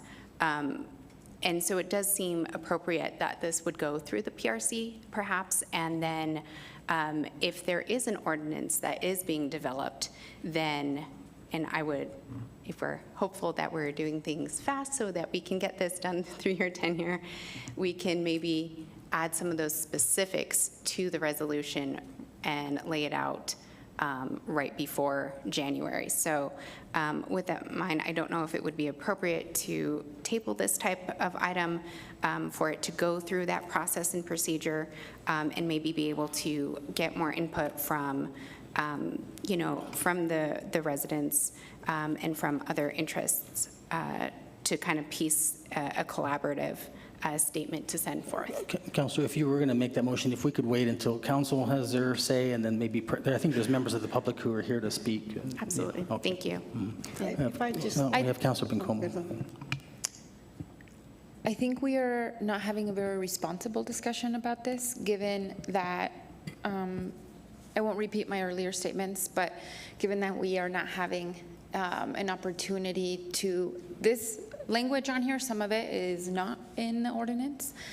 Some of the language about aggressive punitive measures. In fact, we have lengthy discussions about how do we work with landlords and landlord mitigation funds, and we want more landlords to be open to this process. Now, why I say we're not having a responsible discussion on this is because we have not brought this through work session where the public can fully see and understand. There's a lot of misinformation. I heard it already from some of the folks that came to public comment. This discussion, frankly, was also not appropriate. And so I think that because we all care about these things, that we allow the process to unfold. We will get it through the PRC soon. We are working with legal, we're working with staff, which I might add, staff is the way that we hear testimony through them. There's housing staff here at the city who every single day are talking to folks in our community who are experiencing discrimination on many types of basis, but certainly on income discrimination. That is absolutely happening in our community, and I think it's important. I would welcome a second, I think, that we allow the process to unfold through the PRC, because I want us to have an open dialogue where members of the community get to see exactly what is in the ordinance, because again, I think a lot of what was presented here today, a lot of what I heard here today was a lot of misinformation. And I want not only the public to understand, but all of you on the council to fully understand what this ordinance is intended to do, Mayor. Thank you. Yes, Councilor Flores. with all due respect, Councilor Bencomo, the reason I was a councilor who approached Mr. Ruiz to proceed on this is because there's been a lot of stalling, a lot of railroading, and a lot of just things that just aren't getting done that we should get done. Now, if this is something that wasn't clear, I did run it by you. You didn't say no. I ran it by the other PRC member, Mayor Pro Tem Gandara.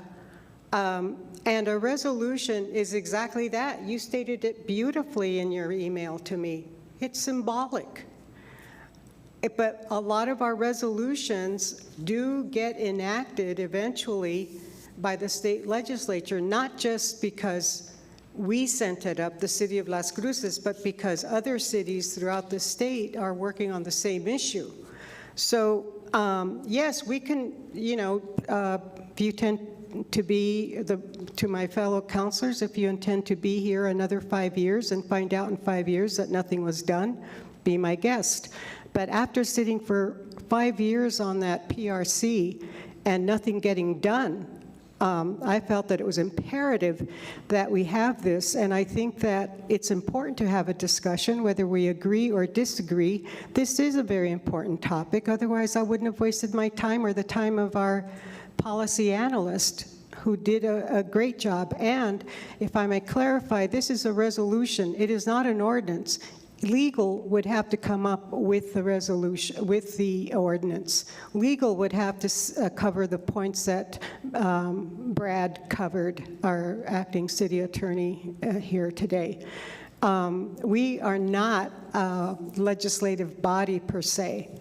We become a legislative body when we vote on something that our city attorney has drafted, and everything that's come out of the city attorney's office has been stellar. I mean, it's just dynamite. And there have been, again, there have been a lot of delays. I don't know why in our housing PRC. And yes, I agree with Councilor Stuvey that, Beta, that this should this should have gone through the PRC, but it has gone through the PRC for time immemorial. If people don't want to vote on it, that's their prerogative, but I think people have to understand that things do not have to move as slowly as they do if we would be dedicated and zeroed in on what we're doing here as city councilors. Thank you very much, Mr. Mayor. You're welcome. I just have to share one more thing, and then we'll go to the members of the public.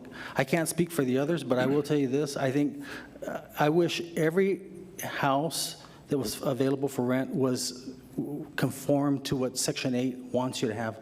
It's very popular. They require you to have, I know it sounds silly, but the windows all of them have to work, the door, everything. And I think some landlords might not want to fix it. So all they have to do is just not fix it, and then they disqualify it. So I'm just sharing with you that there's always something that's going on, but nonetheless, let's just go to the members of the public. Okay. All right. So how many of you are here to speak on this issue? I know this gentleman here. I'm going to let him go first because he's been waiting. But keep your hands up, please. We got 1, 2, 3, 4, 5, 6, 7, 8, 9, 10. Let's go 3 minutes each. So, sir, if you want to come forward, and then the rest of you, we'll just start, since you all are pretty much in line, I'll just go row by row. Just need to state your name, sir, and thank you for waiting. Oh, you're very welcome, Mr. Mayor. My name is Michael Potts, and like I said, came here to talk just a little bit about this resolution. And one of the things that I noticed when I first read it is it says, whereas it's unlawful discriminatory practice to deny directly or indirectly an individual a full and equal enjoyment of housing, including the rental of a dwelling, services, facilities, and privileges based on the source of income of the individual. I wasn't able to find that in any of the state statutes anywhere. I don't know where it was. Mr. Reyes might have an idea where I can locate that. In regards to that, I just ask you to look at what I gave you information-wise and stuff that talks about the Fair Housing Act that's implemented in 1988. It's also called the Title 8 of the Civil Rights Act of 68. That's federal legislation that protects individuals and families from discrimination in the sale, rental, financing, or advertising of housing. It also goes in and tells you that the Fair Housing Act provides buyers and renters of housing from discrimination by sellers, landlords, or financial institutions, and makes it unlawful for those entities to refuse to rent, sell, or provide financing for a dwelling based on factors other than an individual's financial resources. It says this, and that's what the Act says.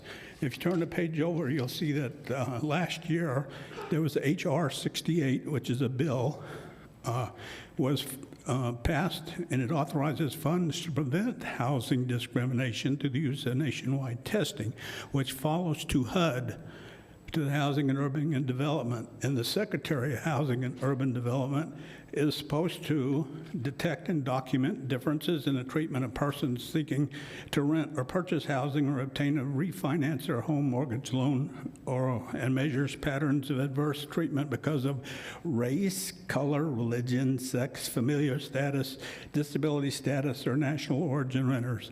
It says nothing about your income or financial resources.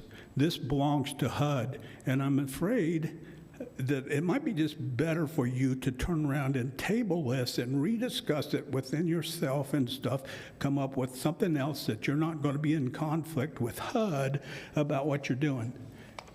This is congressional bills and laws that you're not paying attention to, and you've had citizens like myself have to come up here all the time and educate you about what you need to know. So this is rules and regulations, federal rules and regulations. It has nothing to do with an individual's financial resources. Thank you. Mr. Mayor, may I ask a question of Brad? Of Brad? Brad. Brad, when there's federal legislation such as Title 8, Title 7, Title I, Title 9, anything under the Civil Rights Act, what is the judicial jurisdiction for such matters? With regard to protected classes specifically, is that what you're asking? Regarding the Civil Rights Act? Well, all of the Civil Rights Act, 1964, et cetera. So if I'm understanding your question, Counselor, you'd like to know when there is a question involving any violation of the Civil Rights Act, where does jurisdiction properly lie? Correct. Well, that would be a federal question. That's Counselor. right. And that's the question here.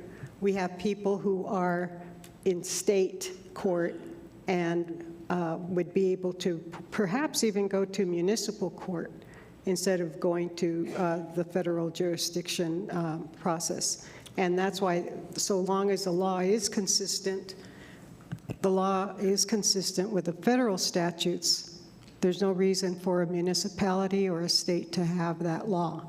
It would be a better access to the resolution in a judicial setting. Thank you, Brad, and thank you, Mr. Mayor. Okay, so that was second row. Third row, anyone? Yes, ma'am? Just need you to state your name, please. Stacy Aguirre. Mr. Mayor, Mayor Pro Tem, and Councilwomen and Councilmen. I can't see your names because I don't have my glasses on. I'm not a polished professional speaker, and in fact, I'm very nervous up here. This whole thing is very confusing to me. As a first-time property owner, I own some apartments that I completely gutted, rehabbed.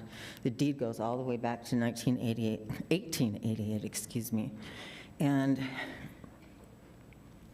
I think you used Councilman Flores as an example that obviously my intent was to create value in return on my investment, hopefully one day when I decide to sell them. But if I can't establish that a person, and a reverse example to Mr. Mayor's, if I'm asking $1,000 for an apartment, somebody comes to me and says, oh, I can only pay $600, and I'm not able to qualify them. I can't ask them for their paychecks, in other words. I'm not sure they're going to care for my home the way that they would care for their house. And I'm probably not saying this appropriately, but it scares me that, you know, I cannot qualify a tenant. I have to qualify my tenants. I have to make sure they have a job. I have to make sure they have good credit. I have to make sure they have good landlord references. And I just don't understand this whole thing, where it's coming from, where it's going. So I maybe should wait for clarification. I don't know. I just don't know where this is coming from and where it's going. I guess it is ambiguous and vague to me, so I don't know if there's going to be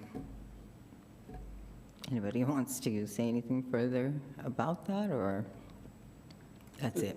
Stacy, the way I understand it, the way this resolution is want the legislature to act is apparently there are some, like, just take your example. If someone was to come to you, if I came to you and said, well, I have Social Security and I have a Section 8 voucher, and I easily qualify to rent an apartment from you, and you say, I'm not going to take that. I'm not going to take Section 8, and I'm not going to take your Social Security.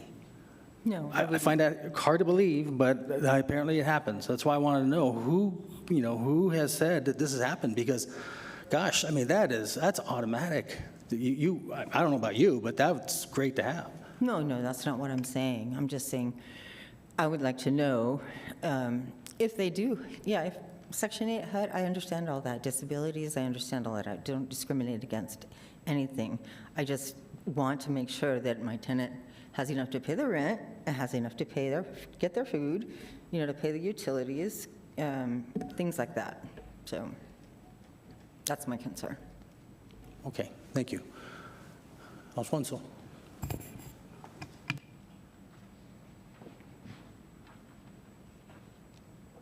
Alfonso Charleta, Mayor and Councilman.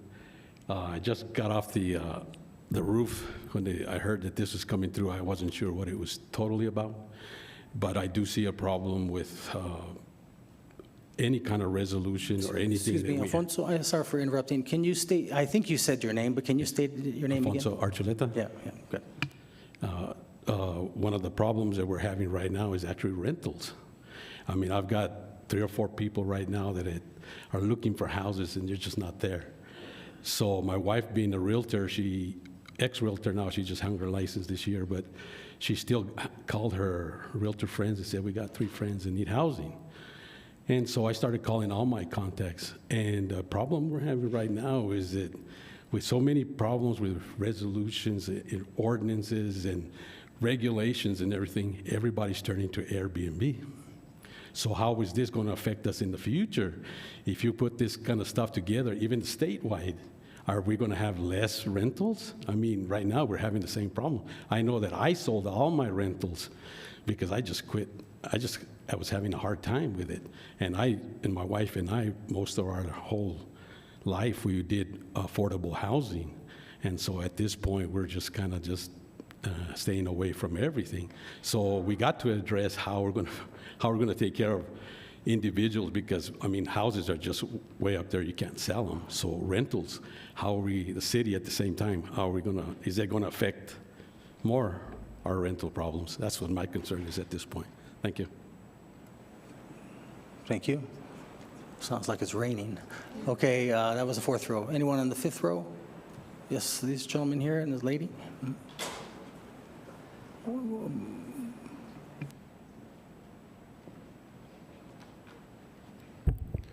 Good afternoon, Kevin Cardoza. Mayor, thank you very much for the invitation to speak. And members of council, thank you very much for having this discussion. Representative Bencomo, I want to thank you for extending the invitation for the public to participate in the discussion of drafting this resolution. And on behalf of the Las Cruces Association of Realtors and the home builders, we would very much like to participate in the process of addressing this issue. We know that this is a common concern across the city and different organizations, and that is housing affordability. So we're trying to find a good solution that will work for both the tenant and also the landlords. We understand that government alone will not be able to solve the problem, and also private sector alone will not be able to solve the problem. So we would like to work with you all as solutions are drafted. And there are a couple of things that we have been discussing. Like, for example, we strongly believe that we're doing a disservice to Section 8 voucher recipients, because we need to advocate on their behalf for their vouchers to be adjusted to current market rates. I believe the last adjustment was in 2015, and the market has shifted quite a bit since 2015. So that's part of the problem that we have to address as we're approaching to solve this issue. The other part is that, as you stated, from a political strategic standpoint, it would be far more useful if we put a resolution as a community, and not just as the city, a resolution towards December, closer to the beginning of the legislative session, and allow that time for both the public and private sector to come together and draft a legislative proposal and send to state. Because, as you may know, I've only been here for 16 years, but in those 16 years, what I've learned is that what may be good for Albuquerque or Las Cruces may not necessarily be good. what may be good for Santa Fe and Albuquerque may not necessarily be good for Las Cruces. So from a standpoint of the private sector, we very much want to find those solutions as well. We look forward to working with you guys. There are different programs that we would like to take a look at. For example, mimicking the low-income housing tax credit program to benefit the voucher recipients and others, and other folks that are under protected categories. And like I said, thank you very much for extending that. We strongly support tabling this issue, and we look forward to working with you guys. Mr. Mayor, Yes. I just wanted to add really quickly that there is a member of the Home Builders Association represented on the Housing PRC. Thank you. And we'll work with you all as we continue to move forward. Thank you very much. Appreciate it. Thank you. Next speaker.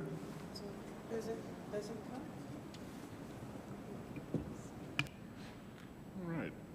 Good afternoon. Thank you, Mr. Mayor, and thank you, council members. My name is Kent Simpson. I'm also a realtor, but the reason that I'm here today is I want to offer to the City Council, to the PRC, to the City of Las Cruces, the realtors' support and access to the programs and grants that we have that deal with fair housing, that deal with housing affordability, that deal with housing availability. This organization, National Association of Realtors, is massive. We've got 1.6 million members right now. That fluctuates on a monthly and market-by-market basis. But what we have at our fingertips are the best practices, case studies, what to do, what not to do, what's been successful and what's been a failure. We can learn from other people's failures. I want to work with the city and let you have the access to the same information we have at our fingertips. We have grants available to teach and educate the public, the council, because you can't be experts on everything, as well as our own members, landlords. We can create these meetings. We can have speakers come in. We can bring data sets. So when you're thinking about issues having to do with housing, please remember, reach out to us, because we've got a lot of resources that you may not have at your fingertips. The PRC can reach out to us, and we may be able to even fund our own particular research just for Las Cruces. Tap into us, utilize us. Together, we create a healthier community. And when housing is affordable and housing is available to a community, it's a better community. Now, Kevin, who spoke before me, mentioned that some of these housing voucher programs have not been updated.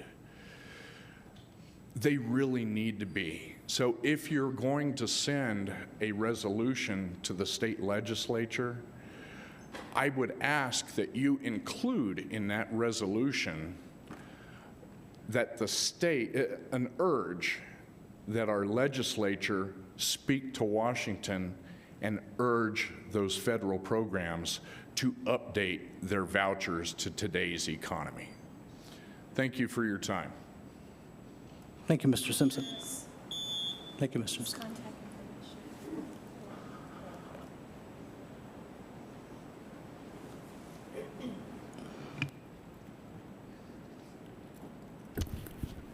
Mr. Mayor and councilors, thank you for letting us speak.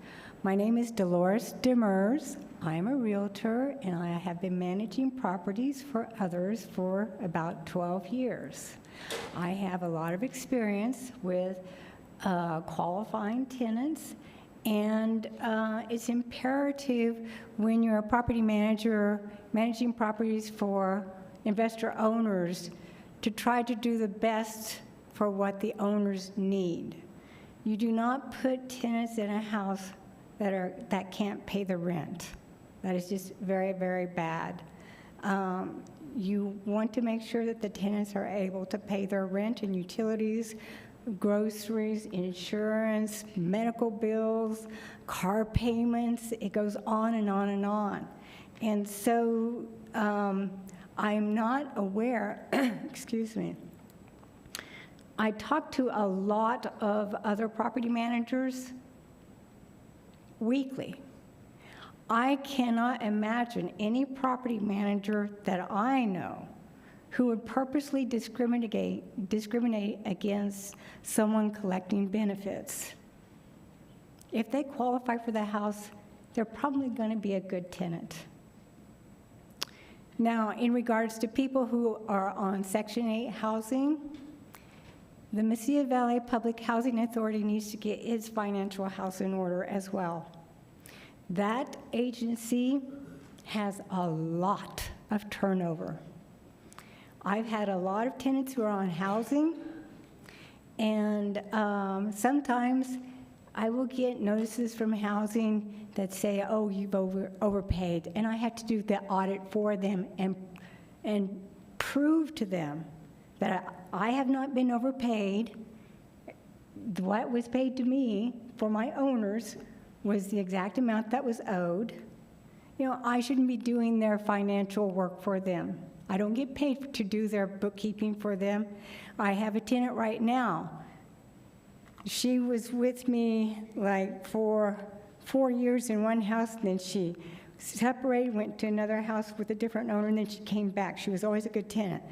Right now, her situation with housing is so topsy-turvy, they don't know what their rules are, and she's been through like 5 caseworkers in a period of 14 months. So the problem is much more nuanced than someone saying, oh, I was discriminated against. There is a problem with a lot of low-income people in this community. We do need an expanded economy here so that people can start making money and being able to pay their rent and all their other bills. But it's much more nuanced than, people who are veterans or whatever are not getting housing. Thank you. Thank you, Ms. Demers. Okay, that was, what, 5th row? Anyone else on that row? Okay, 6th row? 7th row? Okay. Yes, ma'am.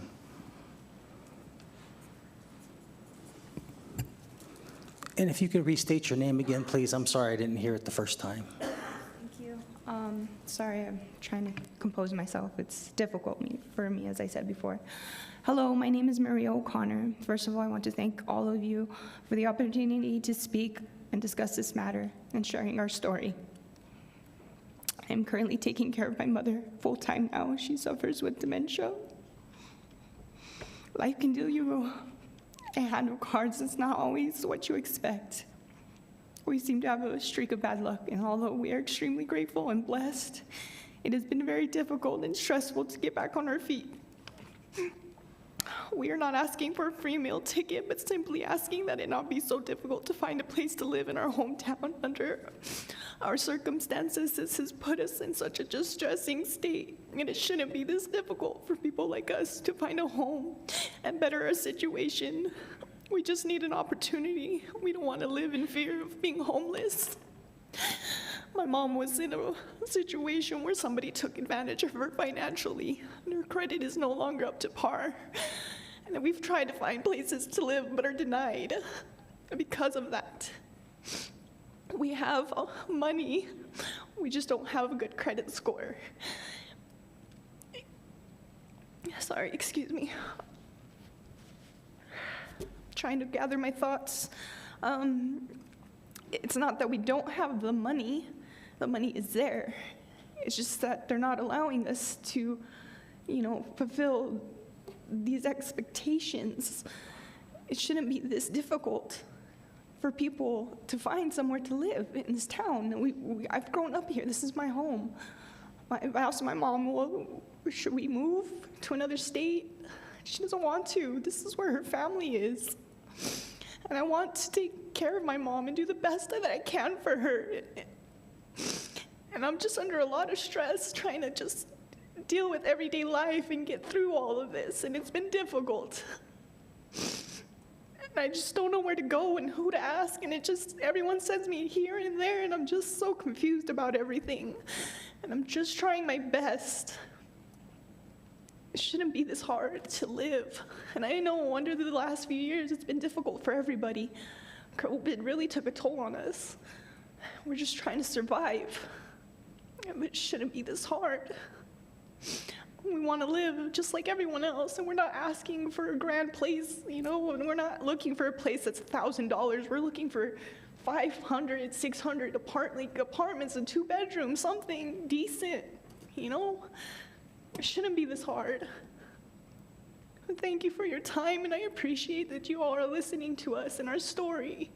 And I'm glad I'm able to talk and share this with you, and I know it's difficult for me to speak. I have public fright, and it's not easy for me. But I want to thank you all for listening. Amen. God bless you all. Thank you, Ms. O'Connor. We appreciate your courage to come and share your story with us. Okay, so that was the 7th row. Anyone else on 7th row? Yeah.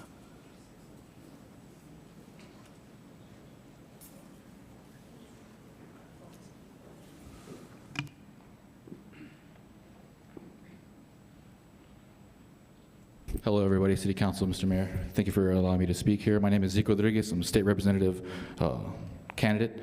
I'm also presiding over the commission for local politics and crime. And yeah, it seems like this is a much more complicated issue than just somewhat punishing the landlords. I have some person that I know downtown that during the lockdowns, they were renting out to somebody that wasn't able to pay their rent. They didn't get any government support or anything, so they went about a year without paying the rent. But the person who owned the property owned their own house, and they owned that property across the street. And if they weren't going to pay their rent, they were going to lose that house completely. They were going to have to foreclose on it. And then, of course, that tenant would have to leave, and then the property would get bought out probably by someone from out of state, and it'd be an Airbnb, and then we lose yet another house that we can rent out to locals. So protecting the landlords, I think, is something that we should be focusing on first and foremost. Constitutionally, it does violate the 5th and 14th Amendment rights due process, because the government doesn't have any right to utilize a public or a private property unless they get compensated. And if you're dictating what they can or can't charge for a deposit, that's essentially them utilizing that private property. So I would be leery about doing something of this caliber without looking at the constitutional ramifications first. And then, that's my first point, is to look at this in terms of the private property owner having his own rights. And then secondly, it's economic. With the woman here that just spoke, it's like, this is going to get a lot worse, everybody. This is just the beginning. So what are our plans to do with housing in the near future? Because a year from today, right now we're already shortage on 2-bedroom housings, 2-bedroom dwellings, townhomes. So what are we going to do when it's just not this woman out here who put her heart out here to us, and it's more and more people? Okay, so that's what scares me the most. Not only that we're infringing on property owners' constitutional rights, but also that we're not forging a plan to deal with the coming rush of people who need housing. It's already dire. We all know somebody. I get called every week to find a 2-bedroom apartment for somebody, find a home for somebody, because I am in realty as well. So I just see what's coming, and I hope that the City Council and that the community at large will hear me out and know that this is going to get tremendously worse, and that one person up here putting their heart out is going to be something of the past, and it's going to be more and more and more people. Thank you all for listening. Okay, thank you. Anyone else on that row? Okay, how about the last row? Anyone else on my left? Okay, turn to my right here. First row staff, second, third row staff, fourth row. Anyone? Fifth row, sixth, seventh. Yes, sir. All the way in the back.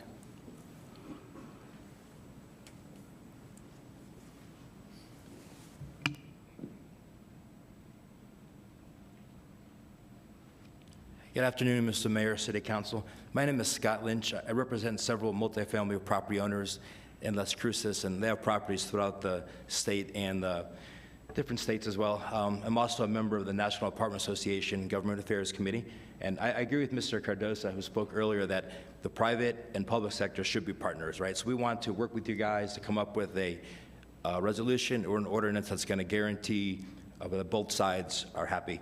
So I do acknowledge there is a housing crisis, but if you look at all the language in that resolution, As far as the veterans, disability, no one really cares about that, I'll be honest. So almost all the credit screening by larger companies is done blindly. So people send out a link, they enter in their income, Social Security, disability, it's all treated equally. They're not even assigned a name, they're assigned a number, right? So you set your minimum credit score, minimum income, all that sort of stuff, and you see your candidates ranked from top to bottom blindly. The one issue people disagree on is the Section 8, and that's because there's so many hoops people have to jump through. So I think one priority would be streamlining the process for Section 8, but this is not a binary decision. It's not either we do this or do that. There's other solutions too. So I've seen other cities do things to incentivize landlords to participate. So right now, landlords have a shortage of maintenance workers. So I've seen other states do vocational training at their high schools.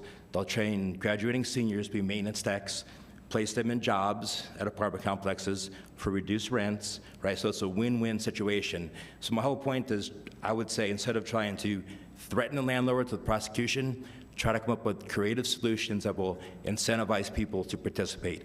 A great analogy is New Mexico's film industry. So, there's so many films that are taking place here in New Mexico because of your great incentive program. You could find similar geography in Arizona or Texas, but they don't go there. They come here because your incentive program, not because you threaten to arrest them if they don't come here, right? So incentives work, and I think threats of punishment don't. So what's gonna happen, and I'll be honest, is the major developers, so Las Cruces is in a vulnerable geographic location. You're so close to Texas. So like my clients would just choose not to build here. They'll go somewhere else, right? So why would you come to an environment where you're being threatened with prosecution when you can go 2 miles down the road and operate in the way you see fit? So that concludes my comments. Are there any questions? Thank you. Thank you. Okay, I think that concludes all the people who wanted to speak. And I'm going to turn it back to Councilor Abeyta. Mayor, can I just, two comments? Yes, Councilor. Thank you to everyone. I just wanted to note, I didn't want to do it today because, again, I think it needs to be done in an appropriate setting in a work session, that any future ordinance is not going to prevent a landlord from setting your own tenancy procedures and rules or setting your own market rate. That's not what any future ordinance will do. It will simply not allow you to discriminate because someone has a voucher, which is happening. Hate to break it to folks, it is happening in our community, but we are not telling you what rent to set. We are just saying that because we have seen discrimination, that folks say, I have the income to pay this rent. Part of it includes a voucher, that people are being discriminated against. And I hope that I was heard earlier when I said that we are not seeking, we have had countless discussions about incentives and landlord mitigation funds. There is, everything I do in council is to work collaborative to make sure that people are not being criminalized, right? We want to move away from punitive measures into collaborative measures. That is absolutely what we are already doing and discussing, Mayor. I just wanted to make those 2 points. Okay, thank you. Councilor Abeyta. Thank you. With that, then I would like to move to table resolution 23-022 until the first council meeting in December, and I think that should give us enough time to have a work session as well and to provide comment from the public. Mayor, I would just advise to cancel it or table it indefinitely and bring back a whole new resolution so that they have time to work on it. Then I can amend to table resolution 23-022 indefinitely. Second, Graham. Okay, motion made by Councilor Abeyta, second by Councilor Graham to table indefinitely. Christine? This is on the motion to table resolution 23-022 indefinitely. Councilor Abeyta? Yes. Councilor Graham? Yes. Councilor Bencomo? Yes. Councilor Cran? Yes. Councilor Flores? No. Councilor Gondeta? Yes. Mayor? Yes. Okay, so, and thank you for those of you who shared your testimonies with us. We appreciate it very much. Next item, 8.4, Resolution 23-023. Need a motion, second. So moved, Graham. Second, Abeda. Okay, motion made by Councilor Graham, seconded by Councilor Beta. Natalie Green will be discussing.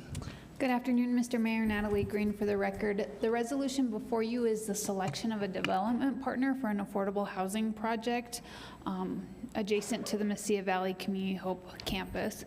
Just a little bit of background. In 2021, the city purchased a 4.8-acre parcel that's zoned industrial, located at 1101 West Amador.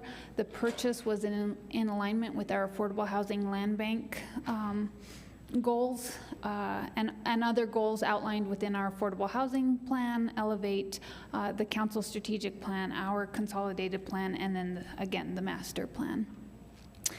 Staff put out an RFQ. The RFQ requested that developers be a qualified grantee as required by the New Mexico Mortgage Finance Authority and the New Mexico Affordable Housing State Act. We asked that any respondent have experience, capability, and a complete development team with low-income housing tax credits. We also requested that they have experience with permanent supportive housing or supportive housing models. We also evaluated quality and design of their recent projects, and then experience servicing the populations that we were looking to be served, and then a commitment to sustainability and energy efficiencies, which would be in alignment with the city's electrification goals.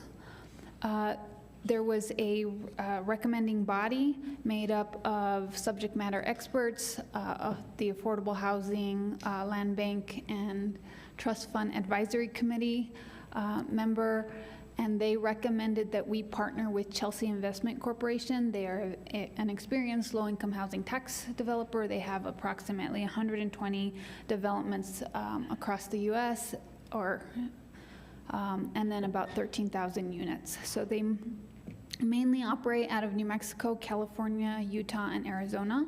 They have 10 developments in New Mexico, 2 in Hobbs, 1 in Artesia, 1 in Carlsbad, 1 in Los Lunas, 1 in Grants. And then in the last 2 years, they've been recipients of low-income housing tax credit awards. 2 of them were in 2021 in Belen and Taos, and then last year they were a recipient of a Light Tech in Las Cruces, which will be starting soon, and they also received 1 for Rio Rancho. Just some notable projects. I only included the projects that were specific to permanent supportive housing, and so they have extensive experience working in California on permanent supportive housing projects for people experiencing homelessness. They have extended an invitation, should we so choose, to see some of their developments in San Diego. And then the Weingart Tower is the one that's currently under construction on Skid Row in Los Angeles. They have a couple of other ones. And the one to note on this slide is their collaborative partnership with Father Joe's Village. It's very similar to our campus model on the Community Hope campus. And so they're a homeless services provider in San Diego, and they partner with St. Vincent de Paul's Father Joe's. Next steps is to work, should this resolution be approved today, to work with them over the next several months to get ready for a low-income housing tax credit submission.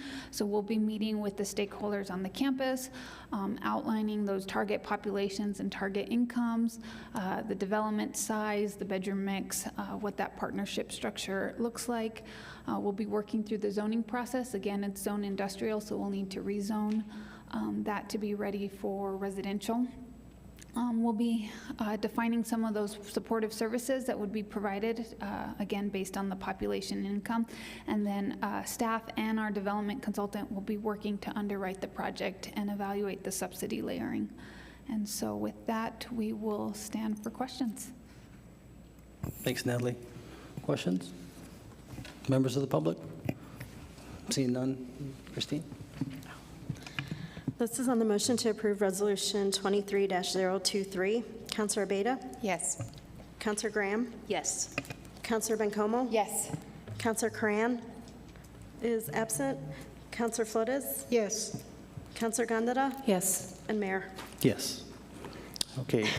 Item 8.5, Resolution 23-024. So move, Gandara. Second. Motion made by Mayor Pro Tem Gandara, second by Councilor Bencomo. And Sarah Cundiff will be discussing.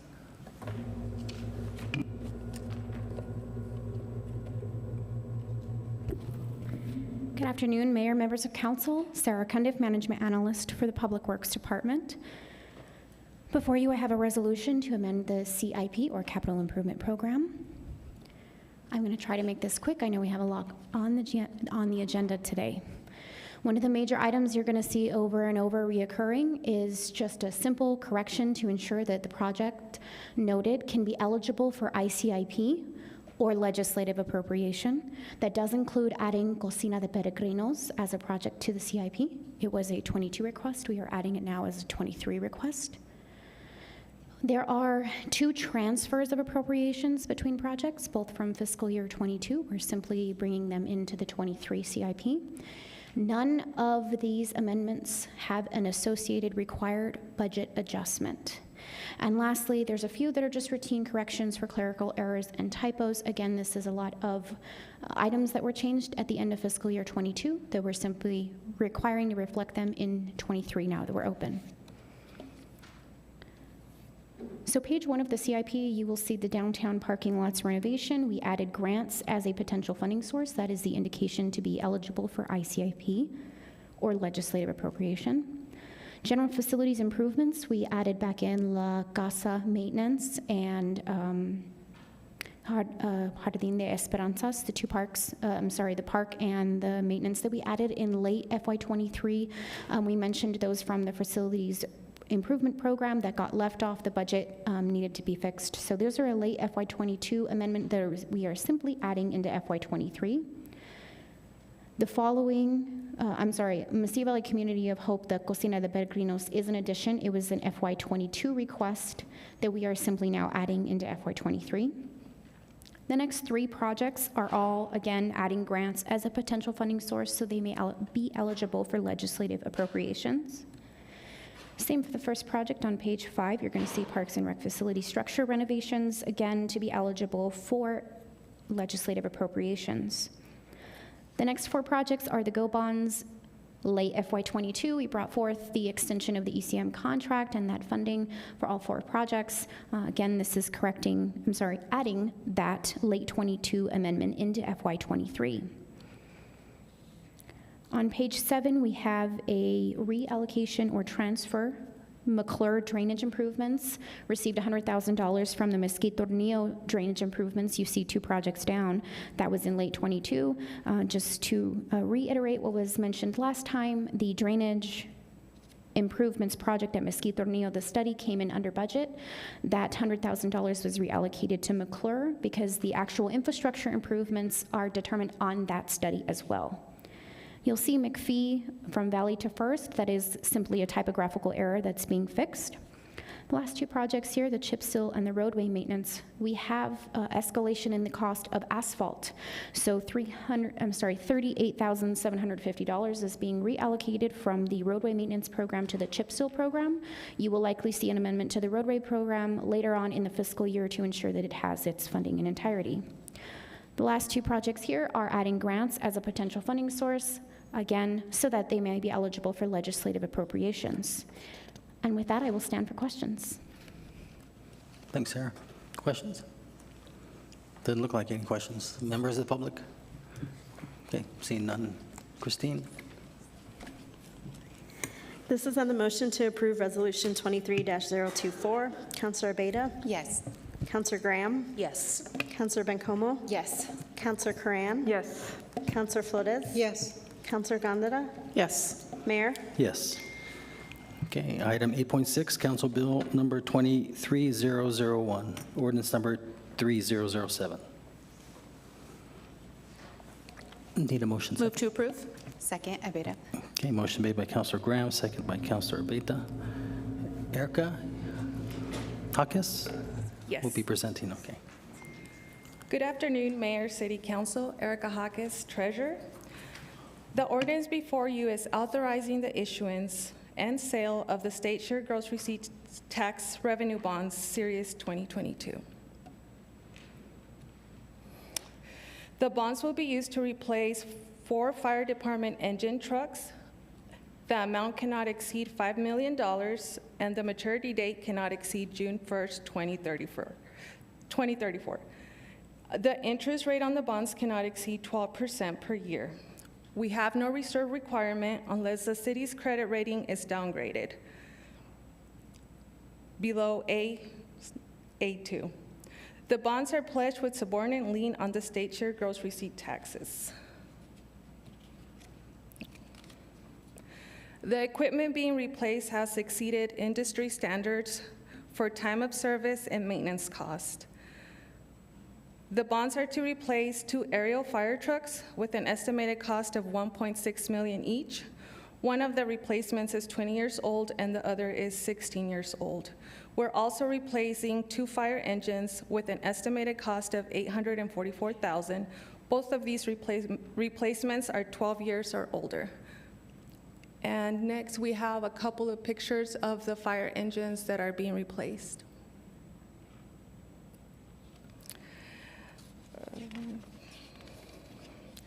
And here are your standard options. I'm available for any questions.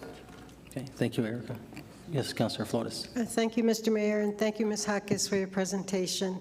I remember a few years ago, our sister city, I think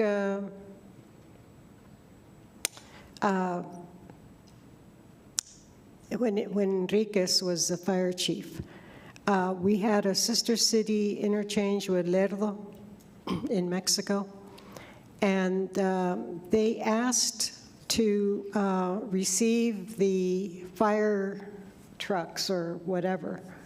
Do you remember that, Mr. Enriquez, Assistant City Manager? Yeah, Mayor and Council, what we had discussed with Lerdo when they came over to visit was some of the equipment and then possible training at that point. We never really discussed apparatus because it's just such a huge item, and then to transport all the way over there. But we did talk about equipment and the possibility of them even sending individuals over here for some training through our academy. Oh, because I remember the mayor, the then mayor in Lerdo, said that, I thought that was her ask, but I don't know what the agreement was. But if there's any way we can do that for our sister city, that would be great. I don't know. What happens to trucks ordinarily? Does it just go to heaven somewhere? Fire truck heaven? I was hoping the fire chief was there, but. Councilor Flores, I think they just get sent, they go to auction and they're sold. Okay. So anyway, if we can have that option, I think that would be great. So. It's funny, I don't know if they're reading the agenda, but the mayor's office from Juarez said they're willing to buy our old vehicles. I told them, the chief said they're really old, they can't find the parts. They said they don't care, they'll take anything. But it's up to council either. But I think Chief, as Assistant City Manager Enriquez said, to get it there is one story. I think they would come, if we sold it to them, I think they'd come pick them up. But I don't know, whatever council wants to do, if that's, I don't know if we can just, I guess we could sell them at fair market value. I have no idea. All I remember. I don't think we can give them away, though. Oh, well, okay. Thank you. Thank you, Ms. Hackes. Thank you.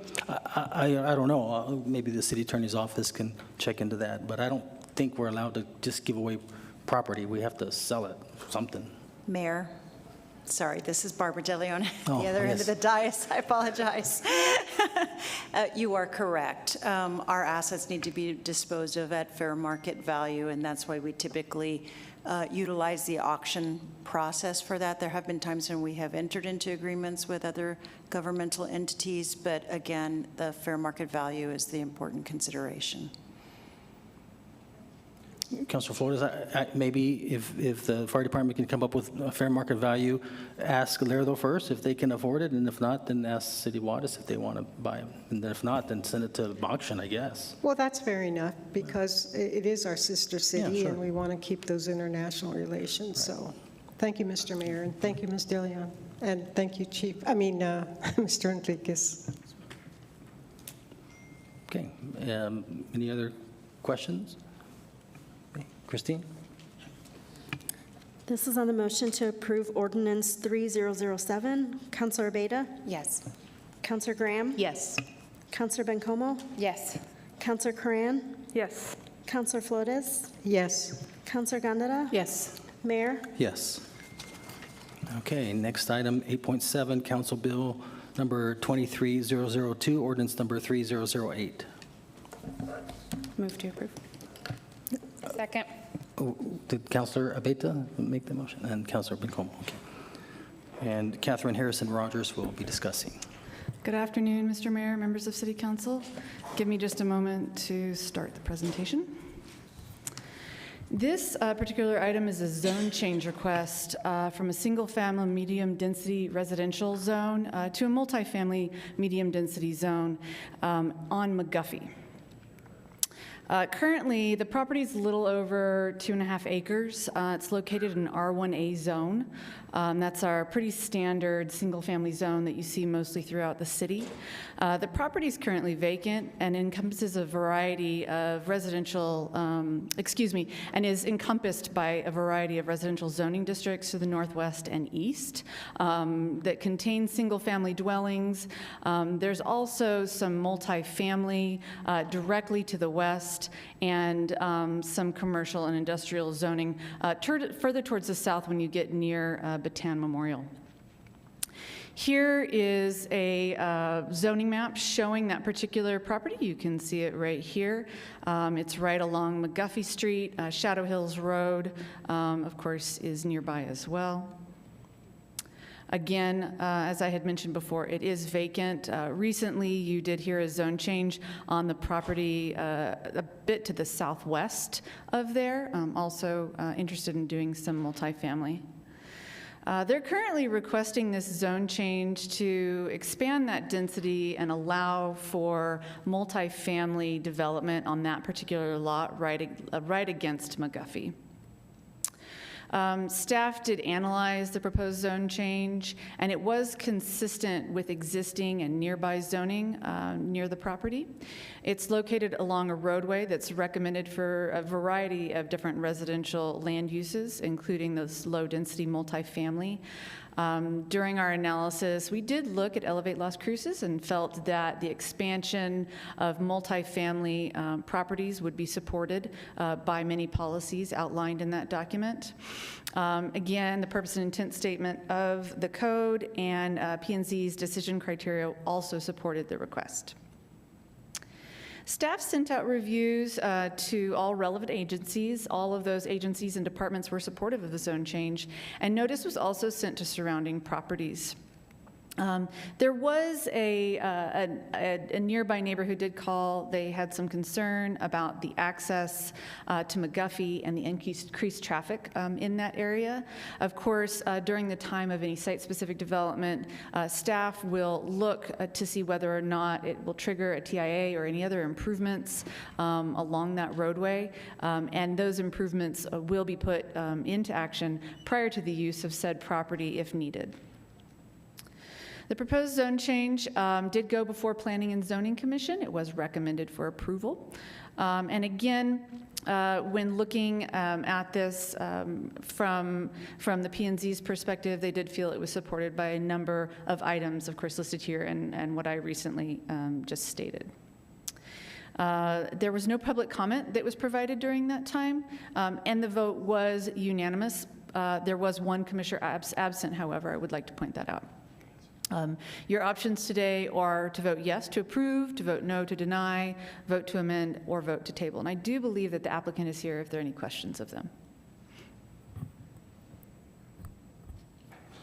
So I do have a quick question. So the R2, is that duplexes and triplexes? That's correct, Mr. Mayor, members of City Council.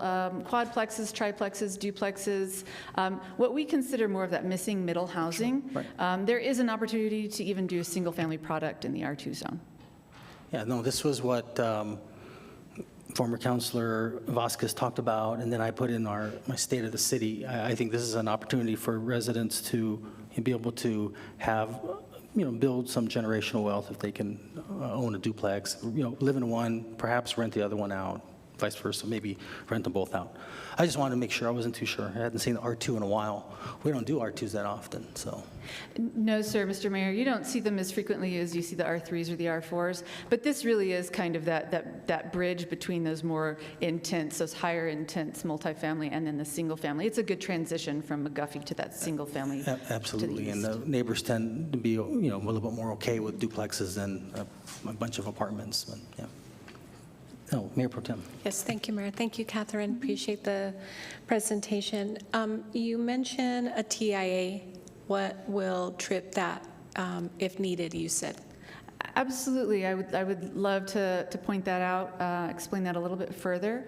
Ultimately, TIAs are triggered when, one, our engineering staff, specifically the traffic engineer, knows that maybe there's some problems along a certain roadway. They can request certain information. And then there are also some other triggers. For example, I believe if it exceeds 100 trips than what was normally there, if the density is increasing to a certain amount, it is, in this particular instance, this particular project may not trigger the need for a TIA. The one further south that you did here a couple of weeks ago, that was a much larger development, is triggering the need for a TIA. But ultimately, it'll be the traffic engineer's decision in a situation like this. Thank you, Catherine. So we're rezoning specifically, but maybe this process is months and months maybe down the line, right? Yes, ma'am. Mayor Pro Tem, members of City Council, yes, this will take time to come to fruition and to know ultimately what's going to happen at that location and if it'll trigger any need to do a TIA or any improvements to that roadway. Right. Okay, that's all, Mayor. Thank you. Thank you, Catherine. You're welcome. Members of the public? Okay, seeing none. Christine? This is on the motion to approve Ordinance 3008. Councilor Beta? Yes. Councilor Graham? Yes. Councilor Bencomo? Yes. Councilor Coran? Yes. Councilor Flores? Yes. Councilor Gondara? Yes. And Mayor? Yes. Okay, so that takes care of that. Now, board appointments, looks like we just have one. This is to the Capital Improvements Advisory Committee, Vincent Garcia Hess, new appointment. I'll need a motion and a second. So moved. Corin. Second, Abita. Motion made by Councilor Corin, second by Mayor Pro Tem Gondara. Christine? This is on the motion to appoint Vincent Garcia Hess to the CIAC. Councilor Beta? Yes. Councilor Graham? Yes. Councilor Bencomo? Yes. Councilor Coran? Yes. Councilor Flores? Yes. Councilor Gondara? Yes. Mayor? Yes. Okay, next is notice of proposed ordinances. There'll be no public discussion. Councilor may ask staff for clarification on the proposed ordinance. First one, 10.1, Council Bill number 23-003, ordinance number 3009. Bring it forward. Okay, bring it forward. Next one, 10.2, Council Bill number 23-004, ordinance number 3010. Bring it forward. Okay, bring it forward. Next item is council member board reports and comment. I don't have any, so. Mayor Pro Tem. Thank you, Mayor. Over the weekend, I attended Engage's karaoke event. It was quaint there at the Community Foundation. I hadn't been there yet for an event, but it was beautiful, and they raised a lot of money, and Jardín de los Niños ended up winning. So the videos were so cute, and we have some real talent in our nonprofits. So that was Saturday. Like to make the announcement that our faith community, faith leaders will be meeting with Counselor Bencomo and I and Reverend Carolyn on August 25th at 1:30. We have a lot of great presentations requested by the faith leaders, one on the 988, our MIH program, and I'm spacing the third one. Counselor Bencomo, maybe you can help me add that, if you would. And with that, those are all my announcements. Thank you, Mayor. Okay, thank you. Councilor Flores? Thank you, Mr. Mayor. The only comment I have is regarding the housing resolution that was that didn't pass today. My only request to the Housing Department or Economic Development Department and our Housing Committee, not just the chair or the members, but the entire policy review, whoever might be listening out there. I know that COVID threw a wrench into meetings, but even with attendance being in person or meetings being in person, the number of people showing up is just a fraction of what we used to have. So but nonetheless would hope that the council does address housing discrimination, and there are other concerns regarding landlord-tenant, not necessarily for or pro or against one or the other, but in terms of fine-tuning. And again, the reason for this would be that people would have access to our local courts under a municipal ordinance. So I do hope that we're able to move on that. And thank you, Mayor. Thank you. Councilor Coran? Thank you, Mayor, for the opportunity to speak. I do want to give a few quick updates. Those of you who are following the TNR saga, I just saw a cat right outside in the front yard. The TNR coordinator position will appear shortly in the HR thing. So thanks to you all for your ongoing support of thinking about TNR, trap, neuter, return, for those of you who haven't been here for those lengthy conversations. So that's one update from the animal services side of things. I also just want to put in a few notes about the TSI PRC. I want to give a shout out to the staff who have helped coordinate the TSI PRC committee meetings.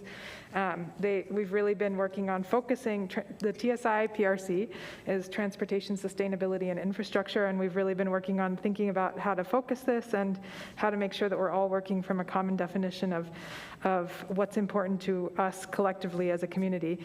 And so I'm looking forward to our next conversations where we'll be talking about things like defining sustainability in the context of transportation and infrastructure, and seeing what equity looks like when we think about funding transportation and infrastructure projects. So that conversation will be taking place as it does on the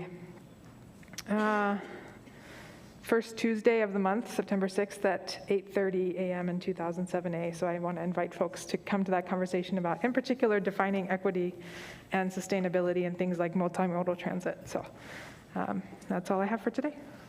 Okay, thank you. Councilor Bencomo? Thanks, Mayor. Just a couple things.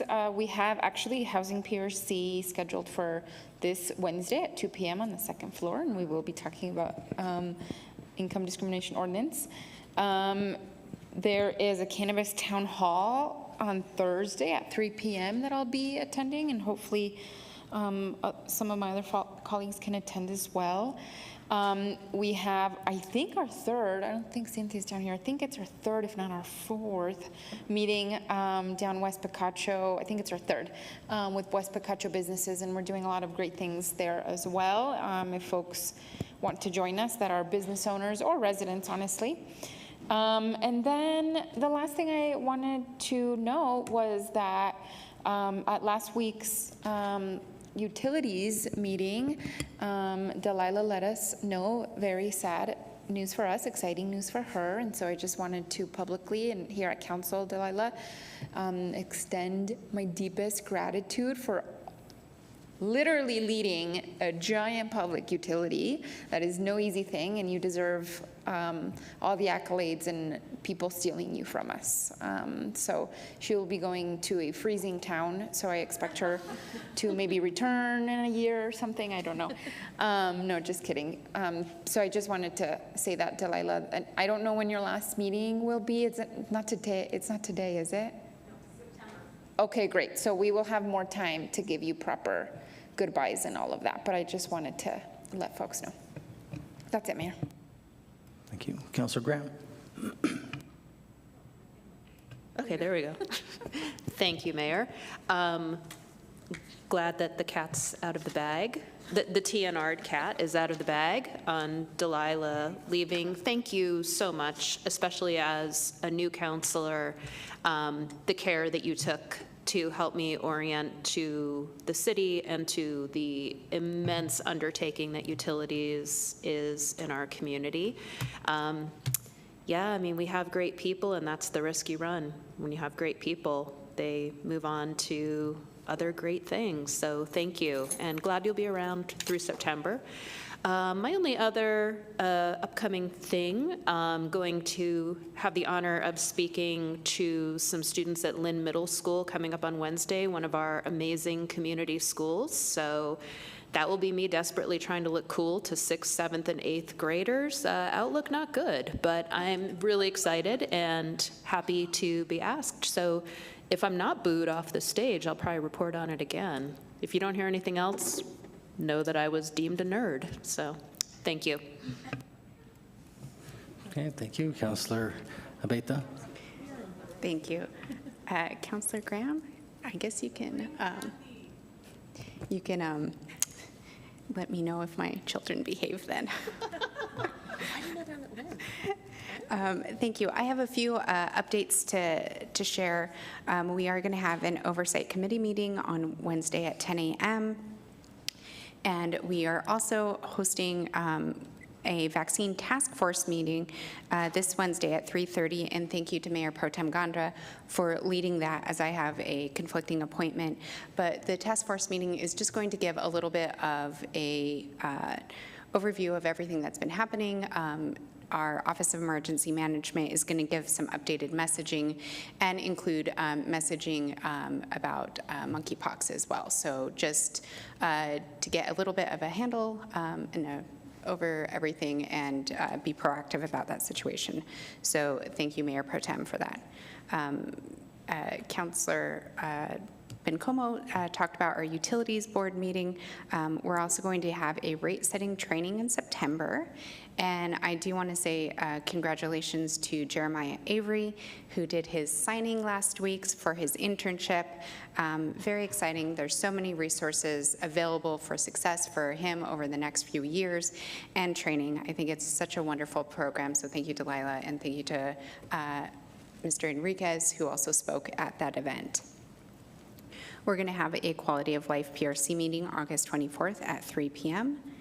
And then tomorrow, I will be going to a MVITA board meeting where we're going to be looking at some bylaw revisions and going over the stakeholder survey results.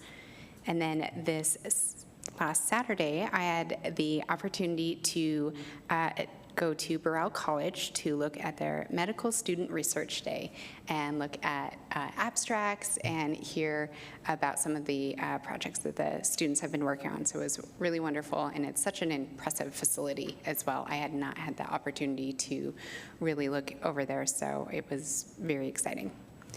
And I have asked Mr. Peely to help me start working on a public safety meeting for my district. Obviously, a lot of the recent events have occurred in my district, and I know I have a lot of concerned residents. So I want the public to know that that is in the work for us to talk about building up neighborhoods and addressing some of their concerns. Thank you, Mayor. Thank you, Councilor. Before I give it to Assistant Manager Enriquez, I was remiss in not introducing, and I just met him for really the first time, but I just want to tell you, Brad, you're quick on your feet, and I think you did a great job today. So I don't even know your last name. I just know you as Brad. So if you want to share a little bit about you with us, and I mean, you're not a temp, right? You're a city attorney. Well, if I'm a temp, nobody's told me, or else they've forgotten to fire me. No, for everybody, and I know quite a few of you, actually. I'm Brad Douglas, Senior Assistant City Attorney. I have been here since June of last year. And it was an interesting experience to fill in for City Attorney Vega today. This was kind of a last-minute call-up, if you will, so apologies for that, but thank you, Mr. Mayor, Council, for being patient and understanding with me. You did a great job. And also, maybe you're going to touch on this, Assistant Manager Enriquez, on, is there going to be any 911, 911 comments there? Yeah, Mayor and Council, thank you. I do have some updates. I'm not sure what the schedule is for the September 11th, but I'll make sure we get that out. We'll get that out, exactly what the details are. We normally do every year, and we will participate in that, but I'll get the schedule. Today, this afternoon, I do have some really good news to update and some great news.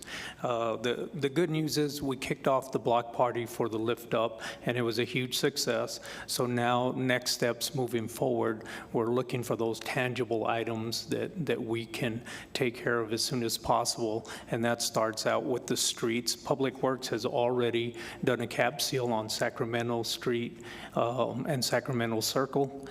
Next, they'll be doing a pavement replacement for Calle Sosa and also for North Willow, and those streets fall between Ash and Mulberry. And those will be done, hopefully we're looking at starting the construction in October. The other thing is the big street is the Madrid with a bike and pedestrian improvements, and those pre-construction negotiations are going on right now with the Department of New Mexico Department of Transportation and the federal government also to establish and hopefully also start sometime in October. Parks and Rec is assessing all the landscaping needs in that area for Lift Up as well. And the great news, we're just notified today that Transit was awarded $7.9 million in grants. So we will use about $5.7 million to purchase 7 more buses and chargers, and then $2.3 million of that, or $2.2 million of that, will also go to the build-out for the transit facility. So that's great news. Kudos to our grants department with Amy, and also Mike Bartholomew, transit and staff, for staying persistent with those grant applications. That's what I had, Mayor. Thank you. Yeah, that's great news. Can I just ask? Yes, Councilor. Mr. Enriquez, so what is the source of the grants, federal or state? Yes, it's a federal through the FTA. Thank you. Okay, great. No, that is great news. So thank you very much for that. And so if there's nothing further, entertain a motion to adjourn. So moved by Flores. Second, Beta. Okay, motion made by Councilor Flores, second by Councilor Beta. That we adjourn. Christine? This is on the motion to adjourn the regular meeting. Councilor Beta? Yes. Councilor Graham? Yes. Councilor Bencomo? Yes. Councilor Cran? Yes. Councilor Flores? Yes. Councilor Gondeta? Yes. Mayor? Yes. Okay, it's 3:58 p.m. We are adjourned. Thank you very much.